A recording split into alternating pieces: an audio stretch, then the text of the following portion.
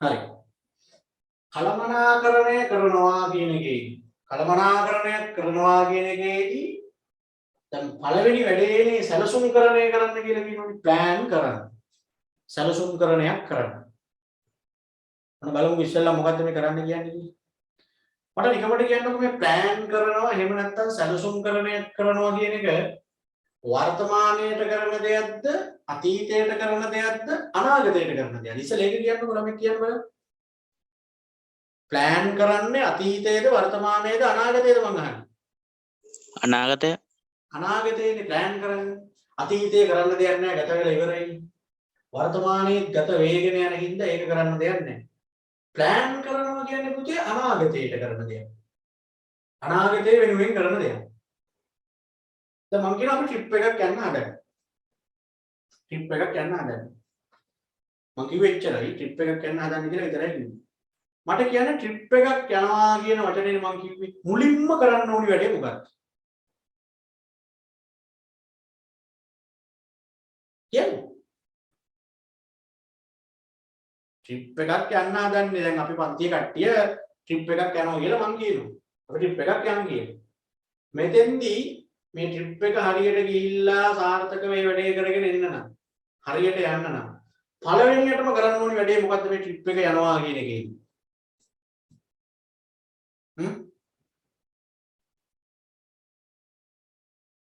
මම මේ BS නෙමෙයි අහන්නේ.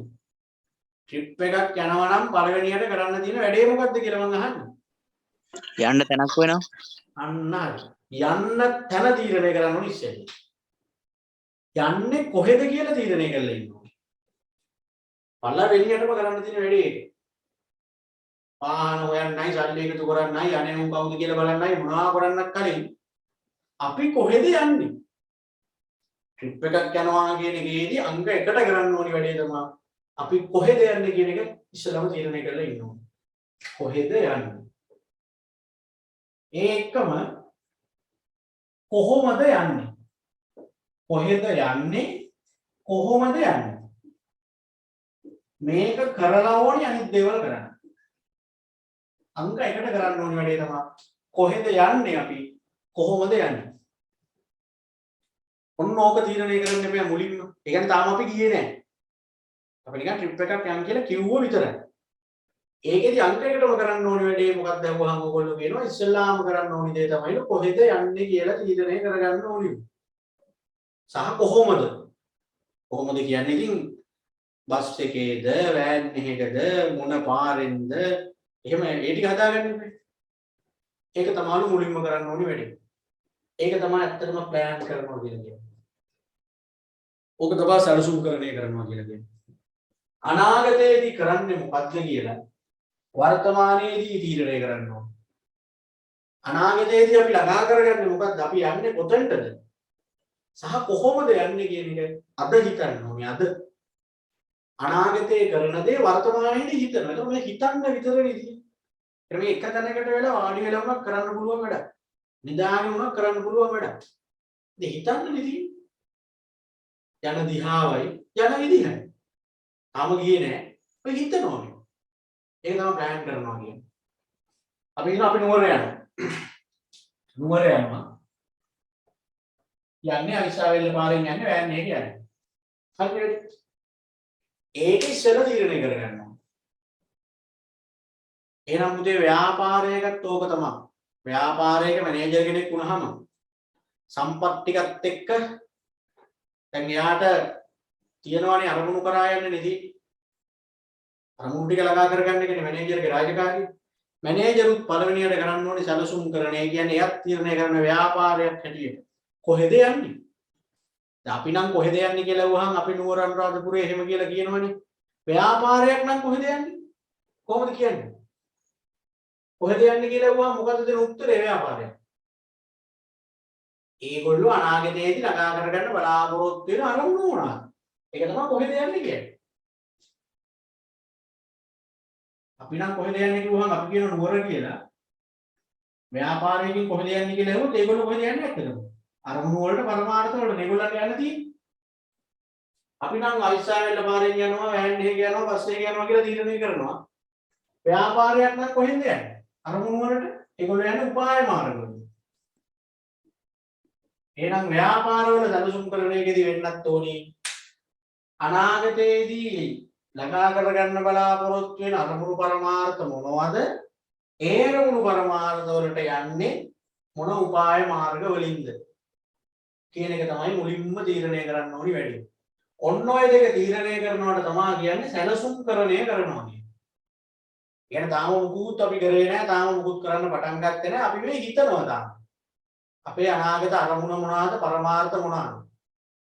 අපි මේ අරමුණු පරමාර්ථ වලට යන්නේ මොන උපාය මාර්ග වලින්ද කියන එක කල්ලාතුව හිතනවා. කලින් හිතනවා. අනාගතයේ කරන දේ අද හිතනවා. එහෙනම් මේක තමයි සැලසුම්කරණයේ නිර්වචනය වෙන්නේ.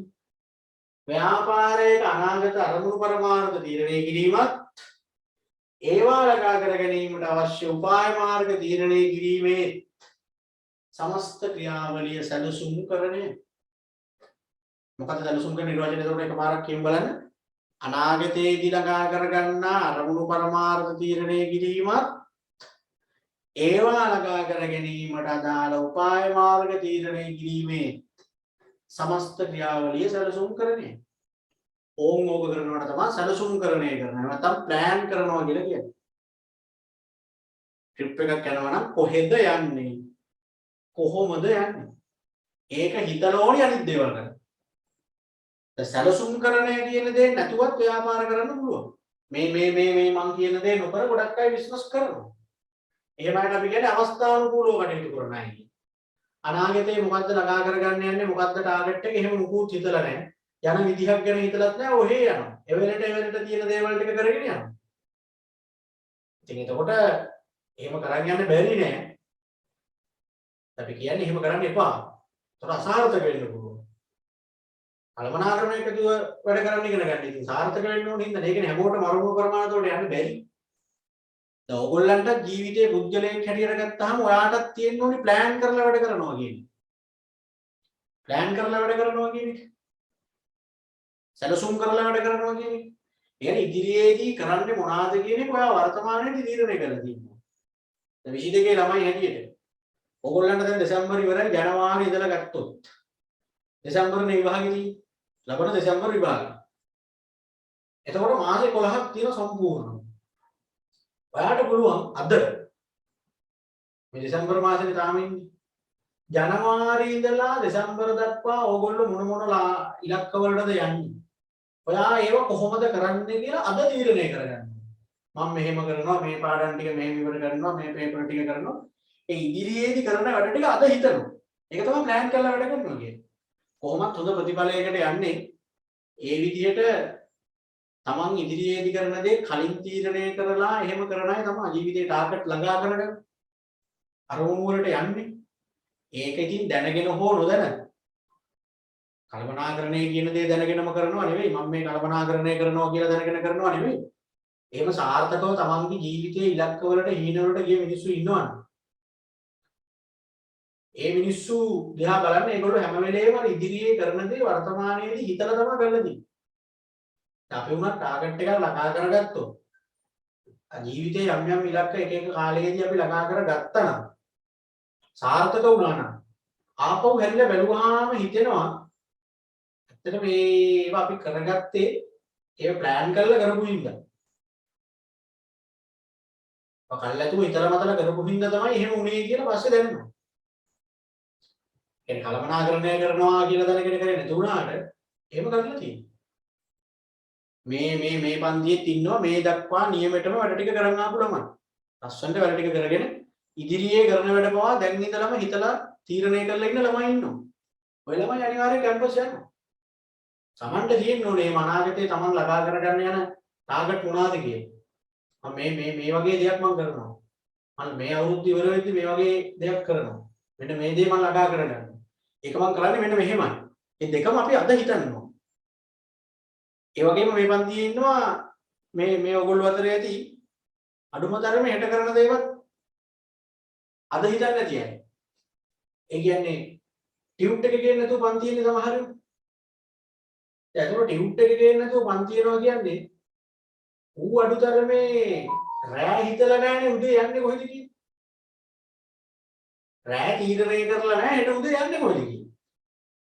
නැත්තම් ඉතින් පන්තියේ නෑ ටියුට් එක නැතුව කොහේ යනවා කියලා හිතන්න ආවා. කාඩ් එක ගෙනාවේ නෑ කියනවා, බාර්කෝඩ් එක ගෙනාවේ නෑ කියනවා, ටියුට් එක ගෙනාවේ නෑ කියනවා. කොහේ ඉන්නවා ඊට පස්සේ පාඩුවේ කොහේ හරි ඉස්සරහ එකාගේ කොන්දටම වාගෙන. අර මම නෝට් එක කියවනකොට. අයි කෝ ටියුට් එක කියලා වුවාම නේද බෑ. ඒක උදේ කොහේ යනවා කියලා හිතාගෙන එළියට බැස්සේ.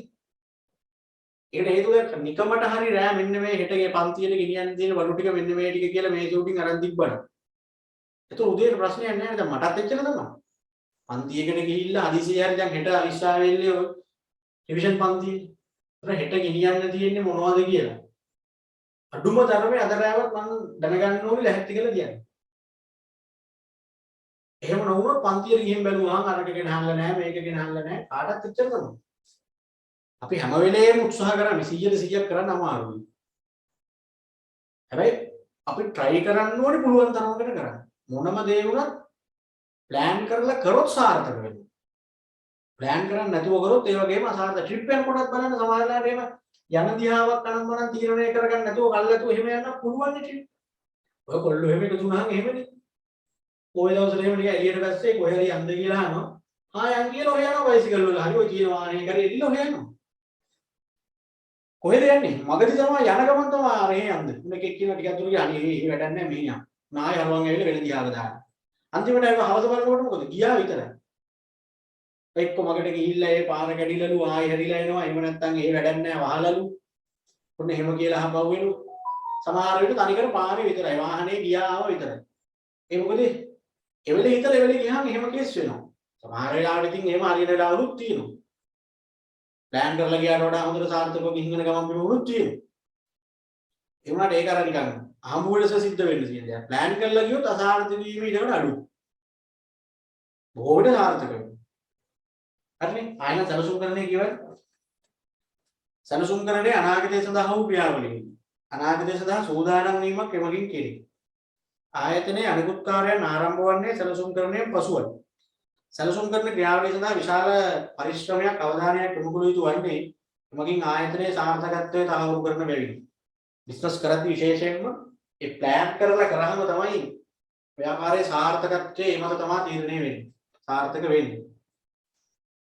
සැලසුම් කරන්නේ නිර්වචනය කිරීම. නිර්වචනය තමයි මම දැන් මේ කිව්වේ. ඒක මතක තියාගත්තම හරියි. ව්‍යාපාරයේ අනාගත පරමාර්ථ ධර්මණු තීරණය කිරීමත් ඒවා ලබා ගැනීමට අදාළ උපාය මාර්ග තීරණය කිරීමේ සමස්ත ක්‍රියාවලිය සැලසුම් කරණයයි. ඒක මතක තියාගත්තම හරියි. ඔන්න ඕකේ තියෙනවා දැන් සැලසුම් කරණය කරනවා. එහෙම නැත්නම් ප්ලෑන් කරනවා කියන්නේ මේ සුදුසු ගාලා කරලා දාන්න පුළුවන් කාර්යයක් නෙවෙයි. ප්ලෑන් කරනවා කියන එක පියවර තියෙනවා යන්න 9ක්. සැලසුම් කරණයක් කරනවා කියන එක එකතැනකට වෙලා වුණත් කරන්න පුළුවන්. හැබැයි ඒක නිකන් අර තනි කාර්යයක් නෙවෙයි. ක්‍රියාවලියක්. මොකද අපි ට්‍රිප් එකක් ප්ලෑන් කරනවා වගේ නෙවෙයිනේ ව්‍යාපාරයක් අරමුණු වලට යන ප්ලෑන් කරනවා කිව්වහම. දැන් ට්‍රිප් එක නම් ඉතින් එකතැනකට වෙලා ඔය කොහේ හරි වාඩි වෙලා ඔය නිකන් හිතන්නනේ තියෙන්නේ. අර යන් මේ පාරෙන් යන් අර නවතිමු ඇවිත් එන ගමන් මෙහෙත් පැහැලා යමු ඔහොමක. ඒක පුළුවන් ටක් ගන්න. හැබැයි ව්‍යාපාරයක් කරමු වලට යනවා කියන්නේ ට්‍රිප් එක ගිහින් එනවා වගේ නවතින දෙයක් නෙවෙයි.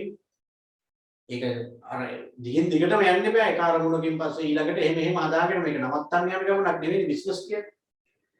ඉතින් එතකොට සැලසුම්කරණය කියන දේ කරනකොට එතන තියෙනවා යන්න පියවර 9ක්. ඔය පියවර 9 පිළිවෙලට මතක තියෙනවා. අන්න ඒකයි මේ කල්පනාකරණයේ පාඩම් ටිකක් සංකීර්ණයි. මේ 13 පාඩමන්නේ පිළිවෙලට ඕනේ. සැලසුම්කරණයේ පියවර ටික. පළවෙනිම පියවර තමයි අපිට කියනවා පරමාර්ථ හා අරමුණු ස්ථාපිත කරගන්න. පළවෙනිම පියවර ඒක. කියන අනාගතයේ ටාගට් මොනවාද? මොකද්ද ළඟා කරගන්න යන්නේ කියන එක ඉස්සෙල්ලා හිතන්න. පළවෙනි පියවර හරියට පරමාර්ථ ස්ථාපිත කිරීම. දෙවෙනි පියවර මේ උපාය මාර්ග හඳුනගන්න. ඒක නිර්වචනයෙන්ම තමයි පළවෙනි පියවර දෙක ගන්න. නිර්වචනය ඇස්සෙම පළවෙනි පියවර දෙක තියෙනවා. පළවෙනි පියවර පරමාර්ථ හා අරමුණු ස්ථාපිත කරගන්න එක, දෙවෙනි එක උපාය මාර්ග හඳුනගන්න. ඒ කියන්නේ අනාගතයේදී ළඟා කරගන්නේ මොකද්ද කියන එකයි, ළඟා කරගන්නේ කොහොමද කියන එකයි හිතන්න ඉස්සෙල්ලා. තුන්වෙනි පියවර තමයි පරිසර විශ්ලේෂණයක් කරනවා. දැන් අපි මෙන්න මේ දේ ළඟා කරගන්නවා, අපි මේ දේ ළඟා කරගන්නේ මෙන්න මෙහෙමයි කියලා හිතුවටම හරියන්නේ නැහැ. අපි බලන්න ඕනේ ඒ අපි හිතපු දේ කරගන්න පරිසරයේ සූදානම්ද. අපි ගෙලින්ම තියෙන කරේ නුවර යන්නේ. යන්නේ අයිස්වාවෙල්ල අරහා යන්නේ. එහෙම හිතලා ඉතින් එහෙම යන්න බෑනේ. ඔය දෙක විතරක් කරලා නැත්නම් ඒකට ප්ලෑන් කරා කියන්නේ. නුවර යනවා කියලා හිතපු එකයි යන පාර තීරණය කරපු එකයි විතරද ප්ලෑන් කරලා ට්‍රිප් එක ගියා කියන්නේ. නෑ එහෙම නෙමෙයි. පරිසර විශ්ලේෂණයක් කරන්න ඕනේ. අපි බලන්න ඕනේ දැන් අපිට නුවර යන්න ඔය අපි කතාවෙච්ච විදිහට ඒ පාරෙන් යන්න පරිසරයේ අවුලක් නැද්ද? මේ දවස්වල ලොක්ඩවුන්ද දන්නේ. මේ දවස්වල ඕගාල නුවරට වහිනවද දන්නේ නැහැ. වහිනව නම් වැඩක් නැහැ නේ ගිහිල්ලා ගියට වහිනව බැරිනේ. මේ දවස්වල හොටෙල් වල එහෙම නවතින දෙනවද දන්නේ නැහැ. කී දෙනෙක්ට නවතින දෙනවද දන්නේ නැහැ. බස් එකක කීයක් ගිය හැටිත් දන්නේ නැහැ. ඔන්න පරිසරය බලන්න ඕනි දැන් අපි. පරිසරය ගැන බලන්න ඕනේ. අපේ ටාගට් එකට යන්න පරිසරය අපිට සූදානම් මේ පරිසරය හරියද ගැලපෙනවද බෑග්ග්‍රවුන්ඩ් එක හරියද? ඊළඟට සම්පත් විශ්ලේෂණය කරන්න ඕනේ. අපිට ඔය කියපු විදිහට ඔය ගමන යන්න. ඔය කියපු පාරෙන් ඔය කියපු ක්‍රමයට යන්න අපිට සම්පත් තියෙනවා. දැන් මේ ගමන යන්න මෙච්චර වගේ වියදමක් යනවා. ඒතකොට මිනිස්සුන්ට දැන් මේ යන කට්ටියට සල්ලි පුළුවන් දෙය ගන්න දෙන්න. මෙච්චර ප්‍රමාණයකට යන මේ වගේ බස් එකක් ඕනේ පුළුවන් ද හොයාගන්න. ගිහිල්ලා නවතිනවා නම් එතන හොයාගෙන ගන්න මේ වගේ වැඩ තියෙනවා. එතකොට ඒවට ගෑස් අනම්මනම් ඕවා ගෙනියන්න ඒවා තියෙනවා. සල්ලි ඇද්ද? අන්න සම්පත් විශ්ලේෂණයක් කරලා බලන්න. අන්න එතන තව පියවර දෙකක් ආවා. දැන් පියවර හතර කොහොමද ආවේ? පළවෙනි එක කොහොමද ආවේ? පරමාර්ථ හා ඉලක්ක ස්ථාපිත කිරීම. ඊළඟට උපාය මාර්ග හඳුනා ගැනීම. ඊළඟට පරිසර විශ්ලේෂණය, ඊළඟට සම්පත් විශ්ලේෂණය. පියවර හතරක් ආවා. පරිසරයේ විශ්ලේෂණය කරා සම්පත් ප්‍රමාණවත් තරම් තියෙනවද කියලා බැලුවා. ඔය දෙක බැලුවහම අපිට ඔන්න පේන්න පටන් ගන්නවා අපිට තියෙන අවස්ථා හා තර්ජන මොනවද කියලා. පරිසර විශ්ලේෂණයයි සම්පත් විශ්ලේෂණයයි කරාට පස්සේ අපිට පේනවා අපිට මේ ගමන යන්න chance කොහොමද තියෙන්නේ? අපිට මේ ගමන යන්න තියෙන අභියෝග මොනවද? එතම අවස්ථා තර්ජන හඳුන ගන්නවා කියන්නේ. හරි. මේ දෙක බලන්න ඕනේ දැන්. බලනවා මේ දවස්වල නුවර යන්න ඉතින් යන්න බලනකොට නවතින තැන්වල සීමා දාලා තියෙන්නේ මෙච්චරයි ඉන්න පුළුවන්. වෙනද වගේ ගිහින් එක කොටේ එහෙම නිදියගෙන එහෙම ඉන්න බෑ. බස් වල යන්න පුළුවන් මෙච්චරයි කියලා සීමා දාලා. අන්න අපිට ඒකට තර්ජන ටිකකුත් එනවා. අවස්ථාත් එනවා. මොකද මේ දවස්වල සංචාරකව එහෙමත් වෙන්නේ නැති හින්දා ඔය හොටෙල් කාර්යෝ එහෙම නන්නත්තර වෙලා හිටපු හින්දා ටිකක් අඩුවට නවාතන් පහසුකම් ගන්න ඒවා එහෙම කරගන්නත් පුළුවන්. අනික ඉතින් තාම කොරෝනා ප්‍රශ්නේ තියෙන හින්දා ගොඩාක් මිනිස්සු ට්‍රිප් යන්නේත් නැහැ. ඒ හින්දා පොඩ්ඩක් නිකන් නිදහස් ගතියකුත් තියෙන. මේ වගේ අවස්ථාවක් තියෙනවා. තර්ජනක් තියෙනවා. ඉතින් කොරෝනා හැදෙන්නත් පුළුවන්. ඒකත් තර්ජනයක්. ගියා වගේ නෙවෙයි. ඒ හින්දා අවස්ථා තර්ජන දෙක බලමු ඊගාව. ඔන්න පස්වෙනි පියවරේදී කරන්නේ ඒක. අපිට ඉදිරියේදී එන අවස්ථා මොනවාද තර්ජන මොනවාද බලන්න. ඉස්සරහදී එන අවස්ථා මොනවාද තර්ජන මොනවාද කියන එකත් වර්තමානයේදී දකින්නවනේ ප්ලෑන් කරන මිනිස්සු. මේ ප්ලෑන් කරනවා කියන එකේ ඒකනේ සාර්ථක වෙනවා කියන්නේ. දැන් නැත්තම් අපිට එකපාරට අනපේක්ෂිත විදියට නේ තර්ජන එන්නේ. එතකොට ඒවට මුහුණ දෙන්න බැරි වෙන්න පුළුවන්.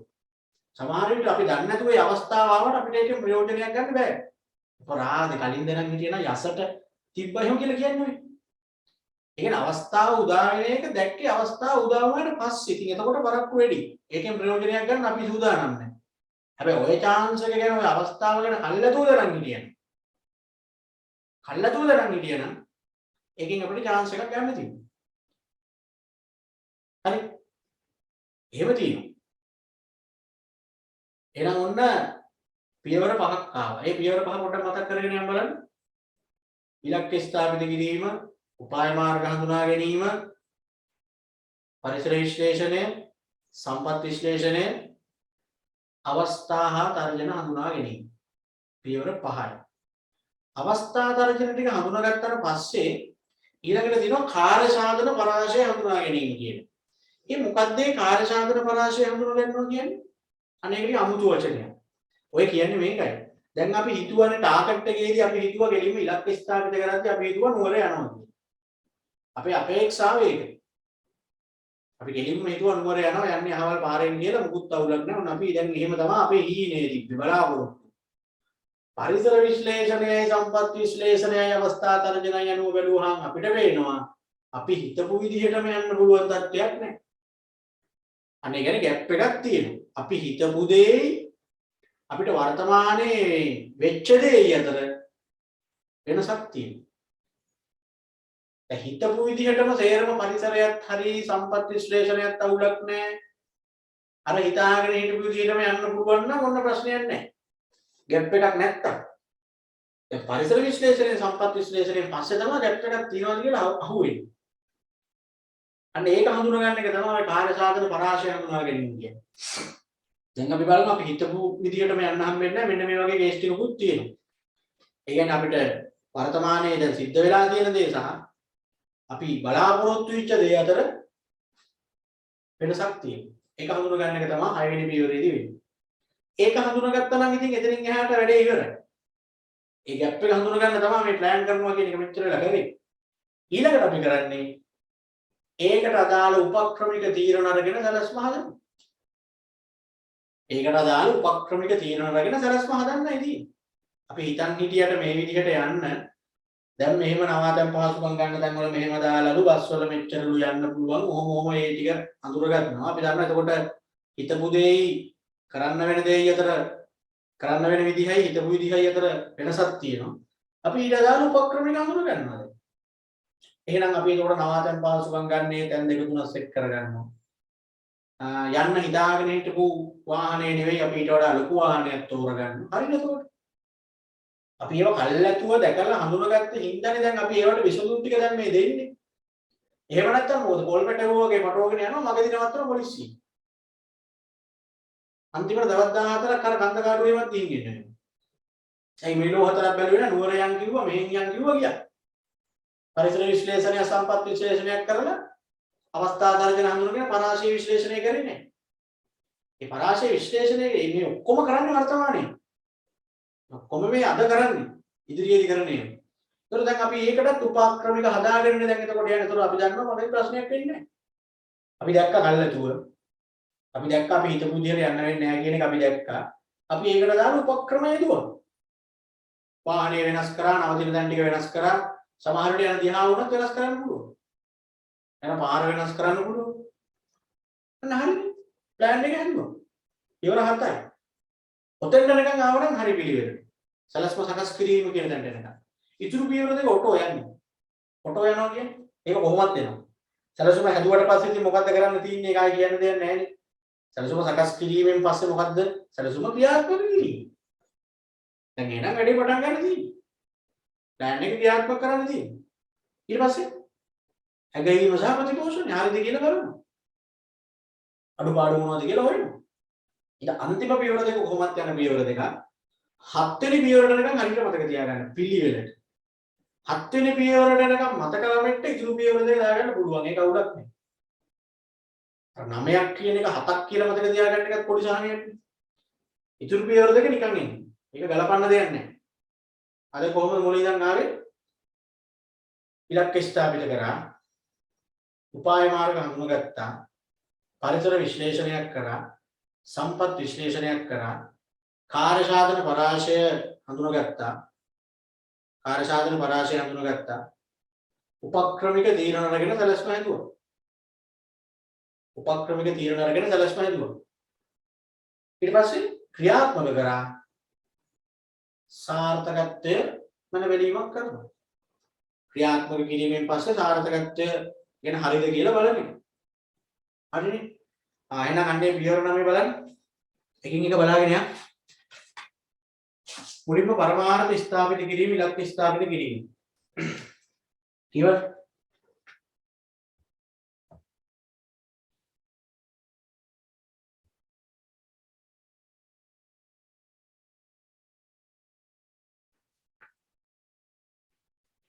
සංවිධානයේ දැක්ම නිෂ්ඨාව අවබෝධ කර ගැනීමයි යථාර්ථයක් බවට පත් කරලීමට අවශ්‍ය පරමාර්ථ ස්ථාපිත කිරීම සිදු කළ යුතුයි. ඒ සමහර වචන නිකන් පුරුදු නැති වචන තිබ්බට ඒක හිතන්න එපා. දැන් මේ වචන දැන් ඉස්සරහදී අපිට අහු වෙනවා මේකේ. ඊළඟට අරමුණු හා උපාය මාර්ග හඳුනා ගැනීම. ඒ කියන්නේ ටාගට් එකට යන්න අපි උපාය මාර්ග ටික හදන එක නිතර වෙන්නේ. ඊට පස්සේ පරිසරයේ විශ්ලේෂණයක් කරලා බලනවා. يعني පරිසරය අපේ මේ අරමුණු වලට යන්න අපේ ටාගට් එකට යන්න පරිසරයේ සූදානම්ද කියලා බලන්න. ඊට පස්සේ සම්පත් ටික හරියට තියෙනවද කියලා බලන්න. ඒක තමයි සම්පත් විශ්ලේෂණය.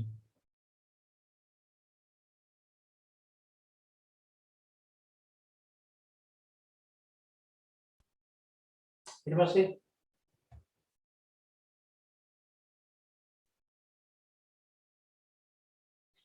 සම්පත් විශ්ලේෂණය පස්සේ මොකද කරනවා කියන්නේ? අවස්ථා තර්ජන ටික හඳුනා ගන්නවා. අවස්ථා තර්ජන ටික හඳුනාගත්තට පස්සේ කාර්ය සාධන පරාශය හඳුනා ගැනීම හා විශ්ලේෂණය. ඊට පස්සේ උපක්‍රමයක තීරණ අරගෙන සැලැස්ම හදනවා. ඊට පස්සේ ක්‍රියාත්මක කරනවා. ඊට පස්සේ හරිද කියලා බලනවා. ඔන්න සැලසුම් කරන ක්‍රියාවලිය හරි. දැන් ඔය පියවර 9 පිළිවෙලට මතක තියෙන්න ඕනේ ඒකයි වැඩි. හරිද? ඊළඟට අපෙන් අහනවා සැලසුමක අඩංගු කරුණු මොනවාද කියන. දැන් පුතේ සැලසුම්කරණය කියන එකෙන් අපි කරේ අනාගතයේදී ළඟා කරගන්නේ මොකක්ද කියන එකයි ඒක ළඟා කරගන්නේ කොහොමද කියන එකයි තීරණය වෙනවා කියලා කිව්වේ සැලසුම්කරණය කියන වැඩේ කරාම. සැලසුම්කරණය කියන්නේ කරන දෙයක්. ඒ කියන්නේ ක්‍රියාපදයක්. ඒ දේ කරාම අපිට ලැබෙන දේ තමයි සැලසුම. සැලසුම්කරණය කරාම ලැබෙන දෙයට කියනවා සැලසුම. ඒ සැලසුමක මොනවද අහනවා තියෙන්නේ? ඉතින් සැලසුමක තියෙන්නේ මේ දෙක තමයි ඉතින්. ළඟා කරගන්නේ මොකක්ද කියන එකයි ළඟා කරගන්නේ කොහොමද කියන එකයි. ව්‍යාපාරයක් හැටියට ඉදිරියේදී මොනවද ළඟා කරගන්නේ? ඒකට උත්තරේ සැලසුමේ තියෙන්න ඕනි. කොහොමද ළඟා කරගන්නේ? ඒකට උත්තරේ සැලසුමේ තියෙන්න ඕනි. ඉතින් මේ දෙකට උත්තර තියනවා කියන්නේ මෙතන සැලසුමක තියෙන කරුණු දෙකක් නෙමෙයි කියන්නේ. ව්‍යාපාරයක් අනාගතයේදී මොනවාද ළඟා කරගන්නේ කියලා අහුවාම එහෙම තනි එකකින් උත්තර දෙන්න බෑ ව්‍යාපාරයකට. අර අපි ටිප් එකක් යන්නේ කොහෙද අහුවාම නුවර කියනවා වගේ බෑ. ඒතකොට ව්‍යාපාරයක් අනාගතයේදී ළඟා කරගන්න දේවල් පටු පරාශයක ඉඳලා පුළුල් පරාශයකට යනකම් කියන්න පුළුවන්. ඒවා ළඟා කරගන්න විදිහ එක එක විදිහට ඒගොල්ලෝ කියනවා.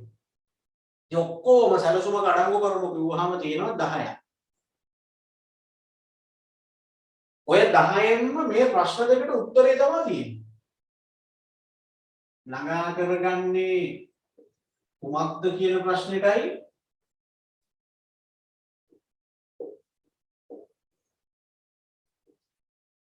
කොහොමද කියන ප්‍රශ්න දෙකට උත්තර තමයි ඔය 10න්ම තියෙන්නේ. හැබැයි උත්තර දෙනකොට 10කින් තමයි උත්තර දෙන්නේ. දෙකකින් උත්තර දෙන්න බෑ ප්‍රශ්න දෙකක් වුණා. ළඟා කරගන්නේ මොකද්ද? ඒකට ඉස්සෙල්ලම උත්තර බලමු. ඒතර සැලසුමක ව්‍යාපාරයක් ළඟා කරගන්නේ මොකද්ද කියන එක විස්තර කරද්දී ඒක විස්තර කරනවා එක එක විදිහට. දැක්ම විදිහට දෙනවා. දැක්ම දෘෂ්ටිය කියලා කියන්නේ. විෂන් කියලා කියන්නේ. ඒ කියන්නේ ඕක අපි නිර්වචනය කරන්නේ මෙහෙමයි දැක්මක් කියලා කියන්නේ ව්‍යාපාරයක් කවදා හරි දවසක කිව්වහම නිකන් දුරායි වගේද ළඟයි වගේද? කවදා හරි දවසක කිව්වහම අනාගතය ගැන කියන්න පුළුවන් එක එක විදි තියෙන හෙට කියලා කියන්නත් පුළුවන්. ළඟදීම කියලා කියන්නත් පුළුවන්. තව කාලෙකින් කියලා කියන්නත් පුළුවන්. කවදා හරි කියලා කියන්නත් පුළුවන්. මං අහන්නේ කවදා හරි දවසක කිව්වහම ගොඩාක් දුරයිද නැත්නම් හෙට අනිද්දා වගේද? සිංහල තේරෙන්නේ නැහැ නේ. කික උත්තර දෙන්නේ නැහැ. කවදා හරි කියලා කිව්වහම ඒක ළඟයිද දුරයිද? නිශ්චිත නැහැ. ඔය කියන්නේ කවදද කින්ද මන්ද මුකුත් හිතා ගන්න බෑ. අන්න ඒක වෙන්නේ. දුරද කියලා කියන්නේ ඒක ඒ තරම් දුරයි. කිසිම නිශ්චිතතාවයක් නැහැ. පුළුවන් වෙයිද බැරිද කියලාත් අපි දන්නේ නැහැ. අන්න එහෙම දෙයක් තමයි දැක්මක් කියන්නේ. කවදා හරි දවසක අපි මෙන්න මේ தത്വයට යනවා කියලා ව්‍යාපාරයකට පුළුවන් සිහිනයක් වගේ දෙයක් ඉදිරිපත් කරන්න. දැක්ම කියන්නේ ඇත්තටම ආයතනික සිහිනයක් කියලා අපි කියන්නේ. කියන්නේ කවදා ළඟා කරගනීද කොහොමද ළඟා කරගන්නේ එහෙම මුකුත් කියන්න බෑ. කිසිම නිශ්චිත නැහැ. ඉතින් ව්‍යාපාරයක් අනාගතයේදී ළඟා කරගන්න දේවල් විස්තර කරද්දී ඒගොල්ලෝ දැක්ම විදිහට දෙනවා මුලින්ම. කවදා හරි දවසක අපි මෙන්න මේ වගේ තැනකට යනවා. ඒක තමයි අපේ හීනය. හීනයක් වගේ හරියට. හරි. මොකද හිතා ගන්න බෑ. දැන් HNB එකේ දැක්ම ගත්තොත් කලාපයේ විශිෂ්ටතම මූල්‍ය ආයතනය බවටපත් වීම. කවදද කොහොමද දැන් කොච්චර කල් HNB තිබ්බද? එතකොට ඒගොල්ලෝ දැන් එහෙම වෙලාද? එහෙම නෑ කවදාවත් අර අපි යන තැනක් නෙවෙයි දැක්ම කියන්නේ ඒ හීනේ කියන්නේ. මේක සමාන කරනවා ප්‍රදීපාගාරයකට. ලයිට් හවුස් කියලා කියන්නේ. ප්‍රදීපාගාරයකින් මොකද්ද කරන්නේ? උයි ඒක දැන් නෑ කිව්වොත්. ප්‍රදීපාගාරයකින් මොකද්ද කරන්නේ මං අහන්නේ. දැකලා තියෙනවද? දැකලා ඕනේ අහලා ඇතිනේ. ඔය ප්‍රදීපාගාර කියන්නේ ඔරලෝසු කණු එහෙම නෙමෙයි. කොහෙද තියෙන්නේ ඔය ප්‍රදීපාගාර? සාමාන්‍ය මොහොතයි මුහුදයිනේ වරාය වල මොකද කරන්නේ? මං අහන්නේ ප්‍රදීපාගාරයකින් සාමාන්‍ය මොකද කරන්න වැඩේ? නැව් වලට ඔව් නැව් වලට වෙරළක් තියනවා කියලා නැව් වෙරළක් තියනවා කියන එක නෙමෙයි. නැව් සින්දක් නැතුව වෙරළක් තියනවා කියන්නේ. නැව් වලට මක් කරන එක දැත්තනවා.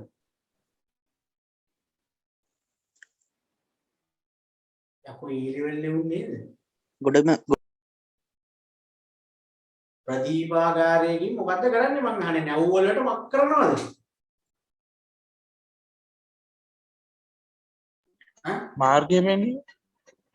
මාර්ගය පෙන්වීම දිශාව පෙන්වීම. සමහරුන් කියනවා නැව් වලට එළිය දෙනවා. එතකන් කරුවලේ දෙන්න පිටිපන්දම් ගහන්නේ නැද? වරාය ළඟට තමයි ලයිට් එන්නේ. එහෙම නෑ එළිය දෙනව නෙමෙයි. ප්‍රදීපාගාරයකින් කරන්නේ නැව් වලට යන්න ඕනි දිශාව පෙන්වලා දෙන එක. නැව කවදාවත් ප්‍රදීපාගාරයේ තියෙන තැනට එන්නේ නැහැ. ප්‍රදීපාගාරයෙන් පෙන්වන පැත්තට නැව යනවා. දැක්ම කියන්නේ අන්න ඒ වගේ. එහෙම හීනයක් තියෙනකොට වෙන්නේ අපි ඒ හීනට යන්නේ නැහැ. ඒ වගේ හීනයක් තියාගෙන වැඩ කරනකොට ඒ තුලින් අපිට වර්තමානයේදී කරන්න ඕනේ දේ මොකක්ද කියලා මඟ පෙන්වීමක් කරනවා. ඒක තමයි දැක්ම ප්‍රදීපාගාරයකට සමාන කරන්නේ. දැන් ළමයි හැටියට මිනිස්සු හැටියට අපිටත් එහෙම තියෙන්න ඕනේ. එහෙම අනාගතයේදී මම මෙන්න මෙහෙම වෙනවා කියලා නිකන් එකපාරට හීන තියෙන්නේ. අපිටවත් පැහැදිලි නෑ මේ හීනය. එහෙම ලොකු හීන තියාගෙන නිකන් මවාගෙන එහෙම අමුතු ලෝකෙක ඉන්නේ උන් ඉන්නේ. උන් කවදා හරි එතෙන්ට යනවා. ඔය සමහරව ගැන අපිට නම් ඉතින් එහෙම ලොකු හීන නෑ කියලා කියන්නේ. යාරේ ලොකු දෙයක් තියෙනවා වගේ එහෙම කියන්නේ. ලොකු හීන නෑ කියන කාලකන්න.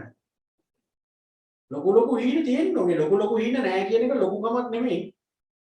ඒක ඇවිල්ලා කාලකන්න නිකන්. මම කවදා හරි මෙන්න මෙහෙම වෙනවා.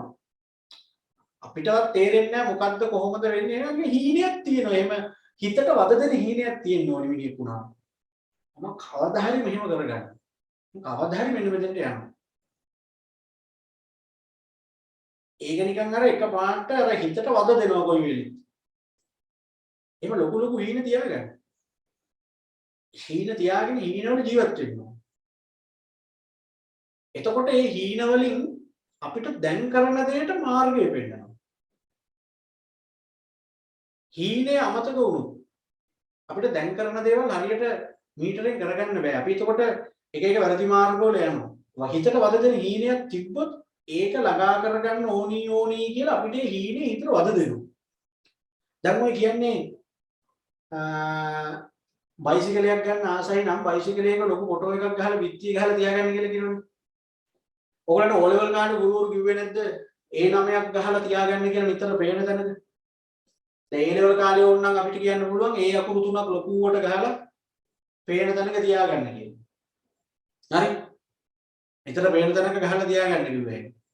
දැන් එතකොට එතන මොකක් හරි අදෘශ්‍යමාන දෙයක් වෙනවද එතන? බයිසිකලයක් ගන්න ඕනේ එක බයිසිකලයක් ලොකු ෆොටෝ එකක් ගහගෙන තමන් ගන්න කැමති ආකාරයේ බයිසිකලයක ඒක දිහා බලාගෙන හැම වෙලේම ඉන්නකොට නිකන් අමුතු බලවේගයකින් දෙකෙක් හරි ඇවිල්ලා පහුදාට නිකන් බයිසිකලයක් ගෙදර දොරකට නවත්තලා තියෙනවා. එහෙම වෙන්නේ නැහැ. සුරංගනා කතන්දර වල වගේ. එහෙම කියන එකේ හැබැයි යම්කිසි සත්‍යතාවයක් තියෙනවා, යම්කිසි බලපෑමක් එතන තියෙනවා. ඒ බලපෑම වෙන මොකුත් නෙවෙයි අරක. බයිසිකලයක් ගන්න ආසයි නම් ඒ කියන්නේ උඩ හීනයක් තියෙනවනේ මට බයිසිකලයක් ඕනි බයිසිකලයක් ඕනි කවදා හරි මං ගන්නවා වගේක. ඒ වගේ මේ හීනේ හිතට වද දෙන හීනයක් වෙන්න ඕන.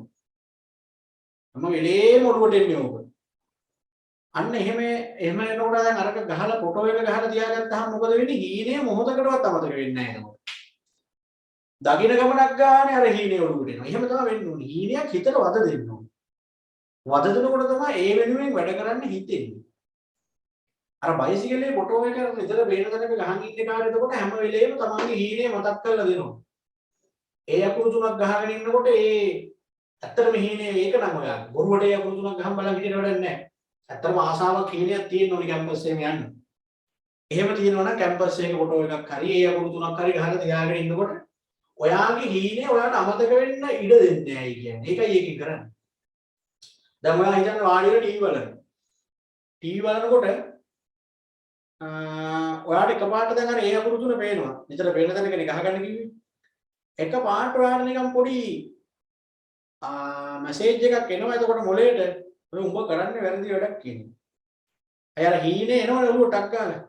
එතකොට ඒක වද දෙනවනේ හිතට ඒ තුනක් නේද ගන්නෙ කැම්පස් එකක් නේද දකලා. එහෙනම් මම දැන් මේ කරන්නේ වැරද්දක් කියලා නිකන් වැරදිකාරී හැඟීමක් හිතට දැනෙනවා. එතකොට නැගිටලා යනවා. හීනයක් තියනක තියාගෙන වැඩ කරන්න කියන එකේ සාර්ථකත්වය ඒකයි. ඔය හීන නැති උන්ට එහෙම නැහැ. ඉපදිච්ච හින්දා ජීවත් වෙන්නේ. දෙන දේ කාලා වෙන දේ බලාගෙන ඉන්නේ. එහෙම චරිතේ ඉන්නේ. උන් හැමදාම එහෙමනේ.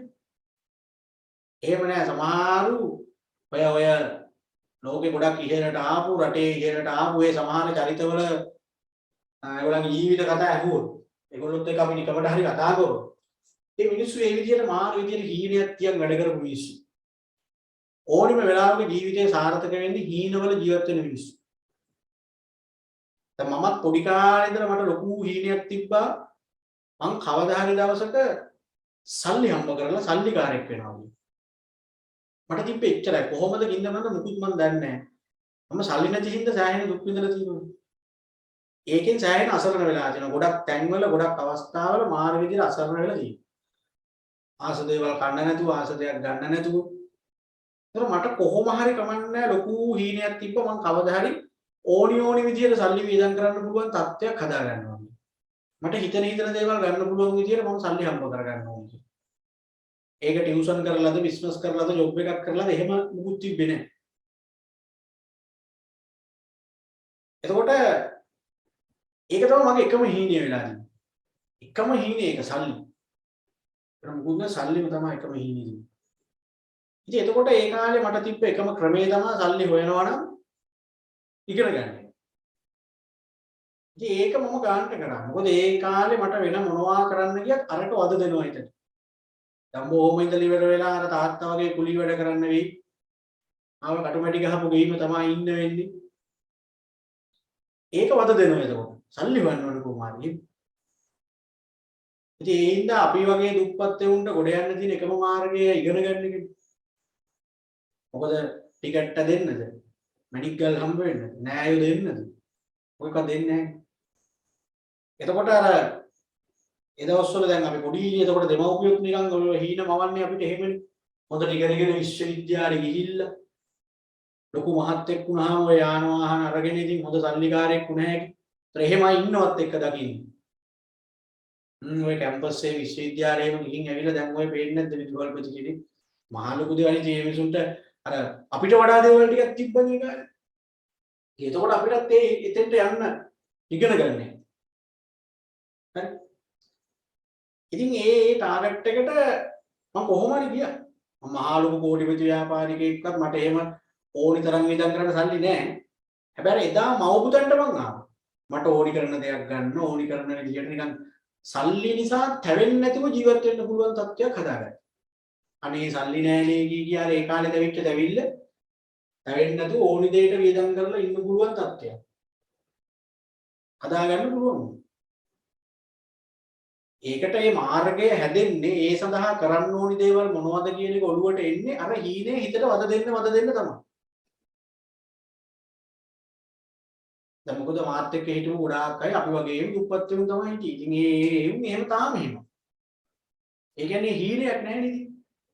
ඔහේ එහෙම නැත්තම් දෙමෝපියන්ට කරදර කර කර අරක නෑ මේක නෑ එක ආ ඒ විසුන්ට වද දිදී ඉල්ල එහෙමනේ ගොඩක් අය අර අතනින් ගොඩ එන්න කල්පනා කරන්නේ නැහැ දැන් අපේ පන්තිවල ළමයින්ටත් උගෙන වෙලා තියෙන්නේ උන්ට ඇති දෙයක්වත් නැහැ අම්මලා තාත්තලා බොහොම මාර්ගෙන් සල්ලි දීලා එවලා තියෙන්නේ ඒ වුණාට උන්ට කිසිම අයිඩියාවක් හීනයක් මොකුත් නැහැ ජීවිතේ උඩ දා ගන්න ඕනේ කියලා පන්ති කට් කරනවා පේපර් කට් කරනවා හරි දැන් අද මම රත්නපුරේ පන්තියට ගිය වෙලාවේ පන්තියක් ඉවරුණා මොකක් හරි පන්තියක් එතකොට පන්ති ඉවර වෙලා ළමයිට ගේට්ටුවෙන් එළියට යනකොට තව ගෑනු ළමෙක් ඔය වෙන පාරකින් ආවා එතෙන්. ඒතරට ආයතනයේ වැඩ කරපු කෙනෙක් කිව්වා ඔය ළමයාව තාත්තා උදේ කාර් එකෙන් ඇවිල්ලා බස් වල ගිහින් පන්තියට එන්න නැතුව කොහෙද ගියාලු උතනින් ඔහොම. පන්ති ඉවර වෙනකොට ගානට දෙන්න ආවා. අන් දැක්කද සර් ළමයා උදේ ගියා කොහෙද? දැන් බලන්න පන්ති ඉවර වෙනකොට ගානට ළමයා ආවා මෙතෙන්ට ගියා. එහෙමනේ ළමයිද? ඒ කියන්නේ තමන්ට අර අනාගතේ මම මෙහෙම වෙනවා අර එහෙම වෙනවා එහෙම කියලා හීනයක් තිබ්බනම් එහෙම කරන්නේ නැහැ. ඒක හීනයක් තියාගන්න. ඒක ඔයගොල්ලන්ටුත් ඒක තමයි. ඒ ලෙවල් ළමයිනේ. කොහොම හරි මම මෙන්න මේ අහවල් කැම්පස් එකට යන්න ඕනි මං මේ දිස්ත්‍රික්කේ 10 වෙනියන් පල්ලෙහා වෙලා යන්න ඕනි. 10 වෙනියන් පල්ලෙහා වෙලා ගිහිල්ලා මං චාර්ටර්ඩ් ඇකවුන්ටන්ට් කෙනෙක් වෙන්න ඕනි. ආන් මේ වගේ හීනයක් ඔයාගේ හිතට වද දෙනවනම් ඔයාට කරන හැමදේම ඒ වෙනුවෙන් කරන්න හිත දෙනවා. කරන්න හිතෙනවා. එතකොට ඔයා එහෙම කරනවා. ඒතර කවදා හරි දවසක අර හීනෙට ඔයා යනවා. ඒ හීනේම සැබෑ කියන්නේ එතනින් එහාට තව හීන ඇති වෙනවනේ එතකොට. අර මෙලෝ හතර හීනයක් නෑ ඔහේ නිකන් කාලා බිලා ඉන්නවා කවුරු හරි දුන්නු කනවා නැත්තම් කාගෙන් හරි මොකක් හරි ඉල්ලගෙන ඇඳගෙන යනවා. බයිසිකලයක් ගන්න එහෙම හීනයක් නෑ කාගෙන් හරි බයිසිකලයක් ඉල්ලගෙන යනවා. කොහොමනේ ගොඩක් කියමු නිකන්. අවස්ථානුකූලව හැඩ ගැහෙන එක නෙවෙයි. උඩ හීනයක් තියෙනවා. කැම්පස් යද්දි බස් එකේ යන්නවත් හරියකට සල්ලි නෑ. ඒ කියන්නේ සීසන් බස් එකක් වෙනකන් වගේ තමයි. එතකොට පොඩ්ඩක් try එකක් දෙන්න. මුක්සයිකලේ යන්නම් තිබ්බ එකත් යාළුවෙක් දීපු එක. ඒකෙන් තමයි මම මුලින්ම ඔය ළමයින්ගේ ගෙවල් වලට එහෙම ගිහිල්ලා උගන්වන්න පටන් ගත්තා මුක්සයිකලේ. කොහොම හරි මම ෆයිනල් ඉයර් වෙද්දි මගේ අර හීනෙට ගිහිල්ලා වාහනයකුත් අරගෙන මේ දේවල් ටික මම කරගත්තා. එහෙම හීනයක් තියෙනවනේ මොනවා හරි හීනයක්. එහෙම තව හීන තියෙනවා හිතේ. ඒ හීන වෙනුවෙන් තමයි දැනුත් හැම වෙලේම වැඩ කරන්නේ. කවදා හරි දවසක මම මෙන්න මෙහෙමත් කරනවා මෙහෙමත් වෙනවා. එහෙම කරලා හැම වෙලේම එකින් එක හීන හදාගන්න. එතකොට හැම වෙලේම තියෙනවා හිතේ යන්න ගමනාන්තය. එහෙම ගමනාන්තයක් තියෙනකොට අපිට ඒ වෙනුවෙන් වැඩ කරන්න හිතෙනවා. දැන් මෙන්න මේ දේ කරගන්න ඕනේ දැන් ඊළඟට මේක කරගන්න ඕනේ. ඊළඟ කොහොම හරි වෙන්න එහෙම කරගන්න ඕනේ. එහෙම තියෙනවා. ව්‍යාපාරවලත් එහෙම තමයි. හරි කතාවක් තියෙන්නේ හඳට ගල් ගැහුවොත් වහලුට්ට හරි වැටෙනවා කියන්නේ. හඳට කොහෙද අපි ගල් ගහන්නේ කියලා නොගහ ඉන්න එක නෙවෙයි. හඳට ගහනවා කියලා හිතාගෙන ගහන්න වහලුට්ට හරි වැටෙනවා. අර ලොකු හීන නෑ අපිට. ඒ පොරටෝක් දෙන්න නෙවෙයි ලොකු හීන හදාගන්න. එතකොට ඊට පස්සේ ටිකක් පල්ලෙහාන් හරි නවතී ගිහින්. ඉස්රේකේ පළවෙනියා වෙන්න හීන තියාගන්න අඩුතරමේ 10 වෙනියා හරි වෙයි. පළවෙනි 10 අස්සරෙන් හීනයක් තියෙනවා නම් 100න් පල්ලෙහා ගිහින්. ගොඩක් උඩ මුකුත්ම නැහැ. ඒ මුකුත්ම නැති උන්නේ වැඩි හරියක් ඉන්නේ. අනේ මේකක් නැයිද ඔය පන්ති යනවා. එහෙම නෑ හීනයක් තියාගන්න. එහෙනම් ව්‍යාපාරවලත් දැක්ම කියන්නේ මේ වගේ දෙයක්. ප්‍රතිපාගාරයක් වගේ. කලාපයේ විශිෂ්ටතම මූල්‍ය ආයතනය බවට පත් වීම. මාර හීනියනේ මම අවදා කරගන්නේ. කලාපය කියන්නේ ලංකාවේ හරි මේ වගේ රටක ඉඳගෙන මේ වගේ හීනයක් තමයි හිතේ තියෙන්නේ. ඉතින් එතකොට මේ ව්‍යාපාරය ඒකේ සාර්ථකව තියෙන්නේ. හරි මොන දැක්ම. කියන්නේ ව්‍යාපාරයක් අනාගතයේදී ලබා ගන්න දේ ඊටාම පටු විදිහට ඉදිරිපත් කරන එක තමයි දැක්ම කියන්නේ. පුළුල් විදිහට. ඊටාම පුළුල්. මොකක් කොනක් මුකුත් හිතා ගන්න බැහැ. දැක්ම, දෘෂ්ටි. හරිනේ. මගේ වල දැක්ම කියන එක. දැක්ම කියන එක කියවනේ.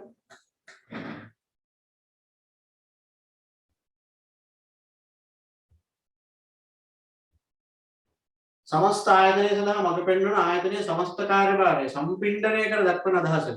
එතන පුතේ සම්පින්ඩණය කියන වචනේ අන්ඩර්ලයින් කරගන්න. සම්පින්ඩණය කියන වචනේ අන්ඩර්ලයින් කරගන්න.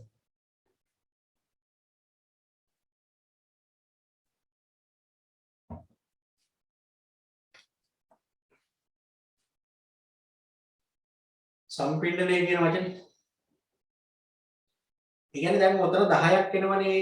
ඔය 10ම කෙටි නිර්වචන තියෙන්නේ. ඒ හින්දා ගොඩක් වෙලාවට එන්න පුළුවන් එක්ක ඉස්තම් පුරවන්න. හරිද? එක්ක ඉස්තම් පුරවන්න. එහෙම නැත්නම් ඔය 10 පිළිවෙලට ඕන. ගොඩාක් පේපර් වල ඔය 10න් ටිකක් හරි දීලා පිළිවෙලට ඉදිරිපත් කර ඇති කාණ්ඩය වන්නේ කියලා අහනවා. දැන් ඕගොල්ලන්ට මම මේ මාසෙට අදාළව ගන්න කියලා තියෙනවානේ ටියුබ් ටිකයි පේපර් ටිකකුයි. තියරි පන්තියට අදාළව TR ගන්නකොට ඔයගොල්ලන්ට ලැබිලා ඇති මේ පාඩමට අදාළ ප්‍රශ්න ටියුබ් එකක්. අංගේ ප්‍රශ්න ටියුබ් එකේ තියෙනවා මේ පාඩමේ එක එක කොටස් වලට අදාළ අභ්‍යාස ප්‍රශ්න තියෙනවා. හරි? දැන් මේ වෙද්දි හැමෝම මේ ටික අරගෙන ඉවර ඇතිනේ. රිවිෂන් එකේදී කිව්වා වගේ ඉවර නැත්තම් දැම්ම ගන්න. මොකද ලබන මාසෙම ඇවිල්ලා මේ මාසෙම ඉල්ලන්න එපා.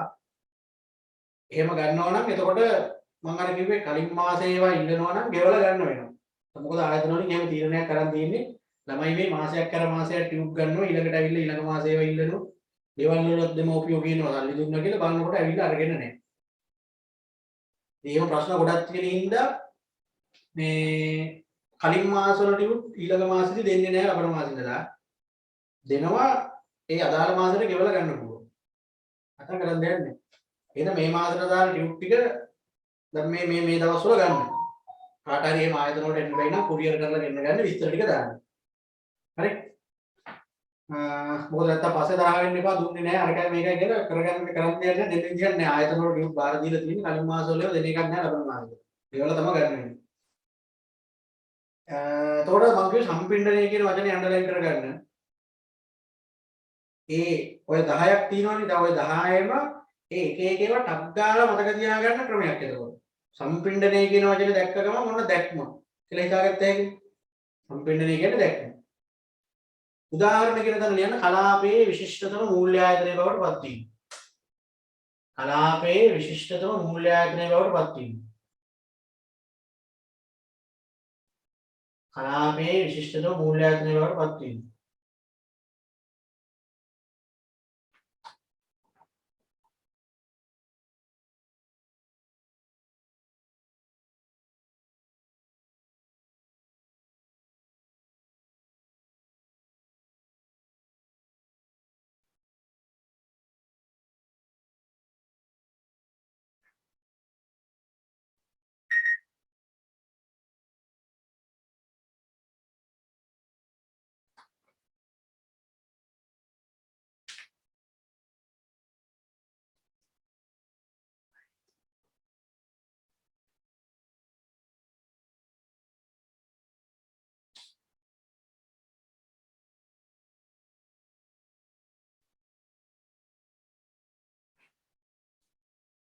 හරිද? දැන් දැක්ම තුලින් කිව්වහම දැන් ඕක කාටවත් එහෙම හිතා ගන්න බෑනේ නිකන් අර හීනයක්නේ. හරිද? ඕක ටිකක් විස්තර කරලා දෙන එකට අපි කියනවා මෙහෙවර කියලා. දැන් දැක්මෙන් කියපු එක තව ටිකක් නිකන් විස්තර කරලා දෙනවා. ඒකට අපි කියන්නේ මෙහෙවර. අර කොහොමද ඒක ළඟා කරගන්නේ? අන්න ඒ විදිහට විස්තරාත්මකව දෙනවා. ඒකට කියනවා මෙහෙවර. ඒක එතකොට මතක තියාගන්න තියෙන වචනේ තමයි සංක්ෂිප්ත කියන වචනේ. හරි? දැක්ම මතක තියාගන්න තියෙන වචනේ තමයි සම්පින්ඩනය.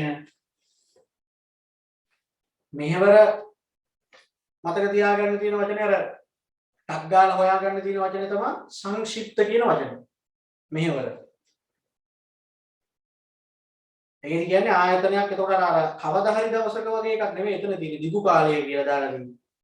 පොඩ නිකන් ටිකක් අයිට වඩා ළඟයි වගේ. සංක්ෂිප්ත ප්‍රකාශයක්. ඒකට කියනවා මෙහෙවර. මෙහෙවර ප්‍රකාශයක් මගින් පහ සඳහන් ප්‍රශ්න වලට පිළිතුරු සපයයි කියලා තියෙන්නේ. මෙහෙවර ප්‍රකාශයක් මගින් කියන්නේ දැන් අර මෙහෙවර කියන එක ටිකක් එතකොට විස්තරාත්මකව දෙනවා නිකන් ප්‍රකාශයක් විදියට. ඒ මෙහෙවර කවුරු හරි කියවුවොත් යම් කිසි ව්‍යාපාරයක මෙහෙවර කියන එක කවුරු හරි කියවුවොත් මෙන්න මේ ප්‍රශ්න වලට උත්තර හොයාගන්න පුළුවන්. මොන ප්‍රශ්න වලටද? සංවිධානයක් පවතින්නේ කුමක් සඳහාද? එහි දර්ශනය කුමක්ද? එය කුමක් කරන්නේද? අනාගතයේදී ළඟා කර ගැනීමට අපේක්ෂා කරන්නේ කුමක්ද? ඕම් ඔය ප්‍රශ්න ටිකට උත්තර මෙහෙවරේ තියෙනවා. මේ න්‍යායපත්‍ය අහනවා ඔය මෙහෙවර හදද්දි මොනවද සැලකිලිමත් වෙන්න ඕනි සාධක කියන්නේ. මෙහෙවර හදද්දි මෙන්න මේ කරුණු ගැන සැලකිලිමත් වෙන්න ඕනේ. ලියන ඉලක්ක ගනුදෙනු කරුවෝ. ඉලක්ක ගනුදෙනු කරුවෝ. ඉලක්ක ගනුදෙනු කරුවෝ.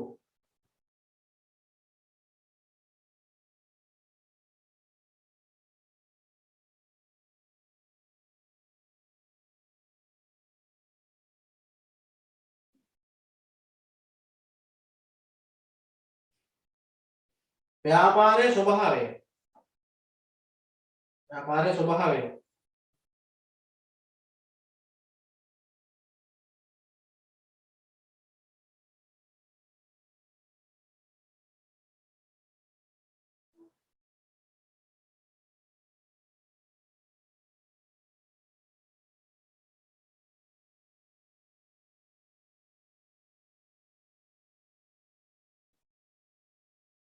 වෙළඳපොළ.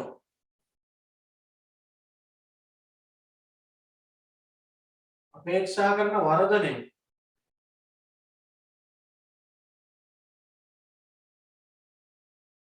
ව්‍යාපාරයේ සුවිශේෂී බව.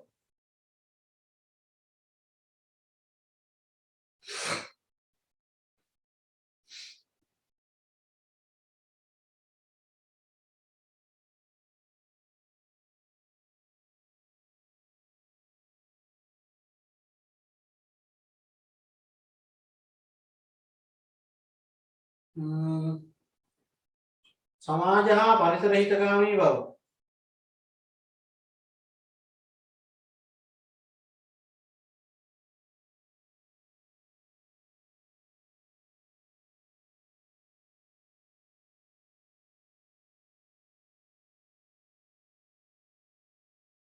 හරි. ඔන්න දැන් දැක්ම හරි මෙහෙවරද ඔය දෙක නිකන් එකට යන්නේ. දැන් දැක්මෙන් කියන එකම තමයි මෙහෙවර කියන එකෙන් විස්තර කරලා දෙන්නේ. එතකොට මේ දෙක ළඟ යන්නේ.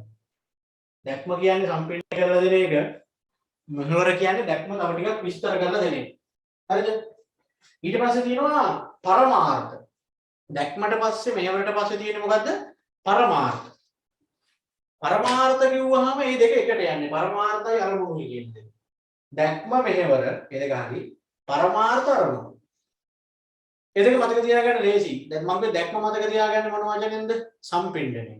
මෙහෙවර මතක තියාගන්න සංක්ෂිප්ත. පරමාර්ථ මතක තියාගන්න අපි මෙහෙමයි. ආයතනයක් දිගු කාලයේදී ළඟා කර ගැනීමට බලාපොරොත්තු වන අපේක්ෂාවන්.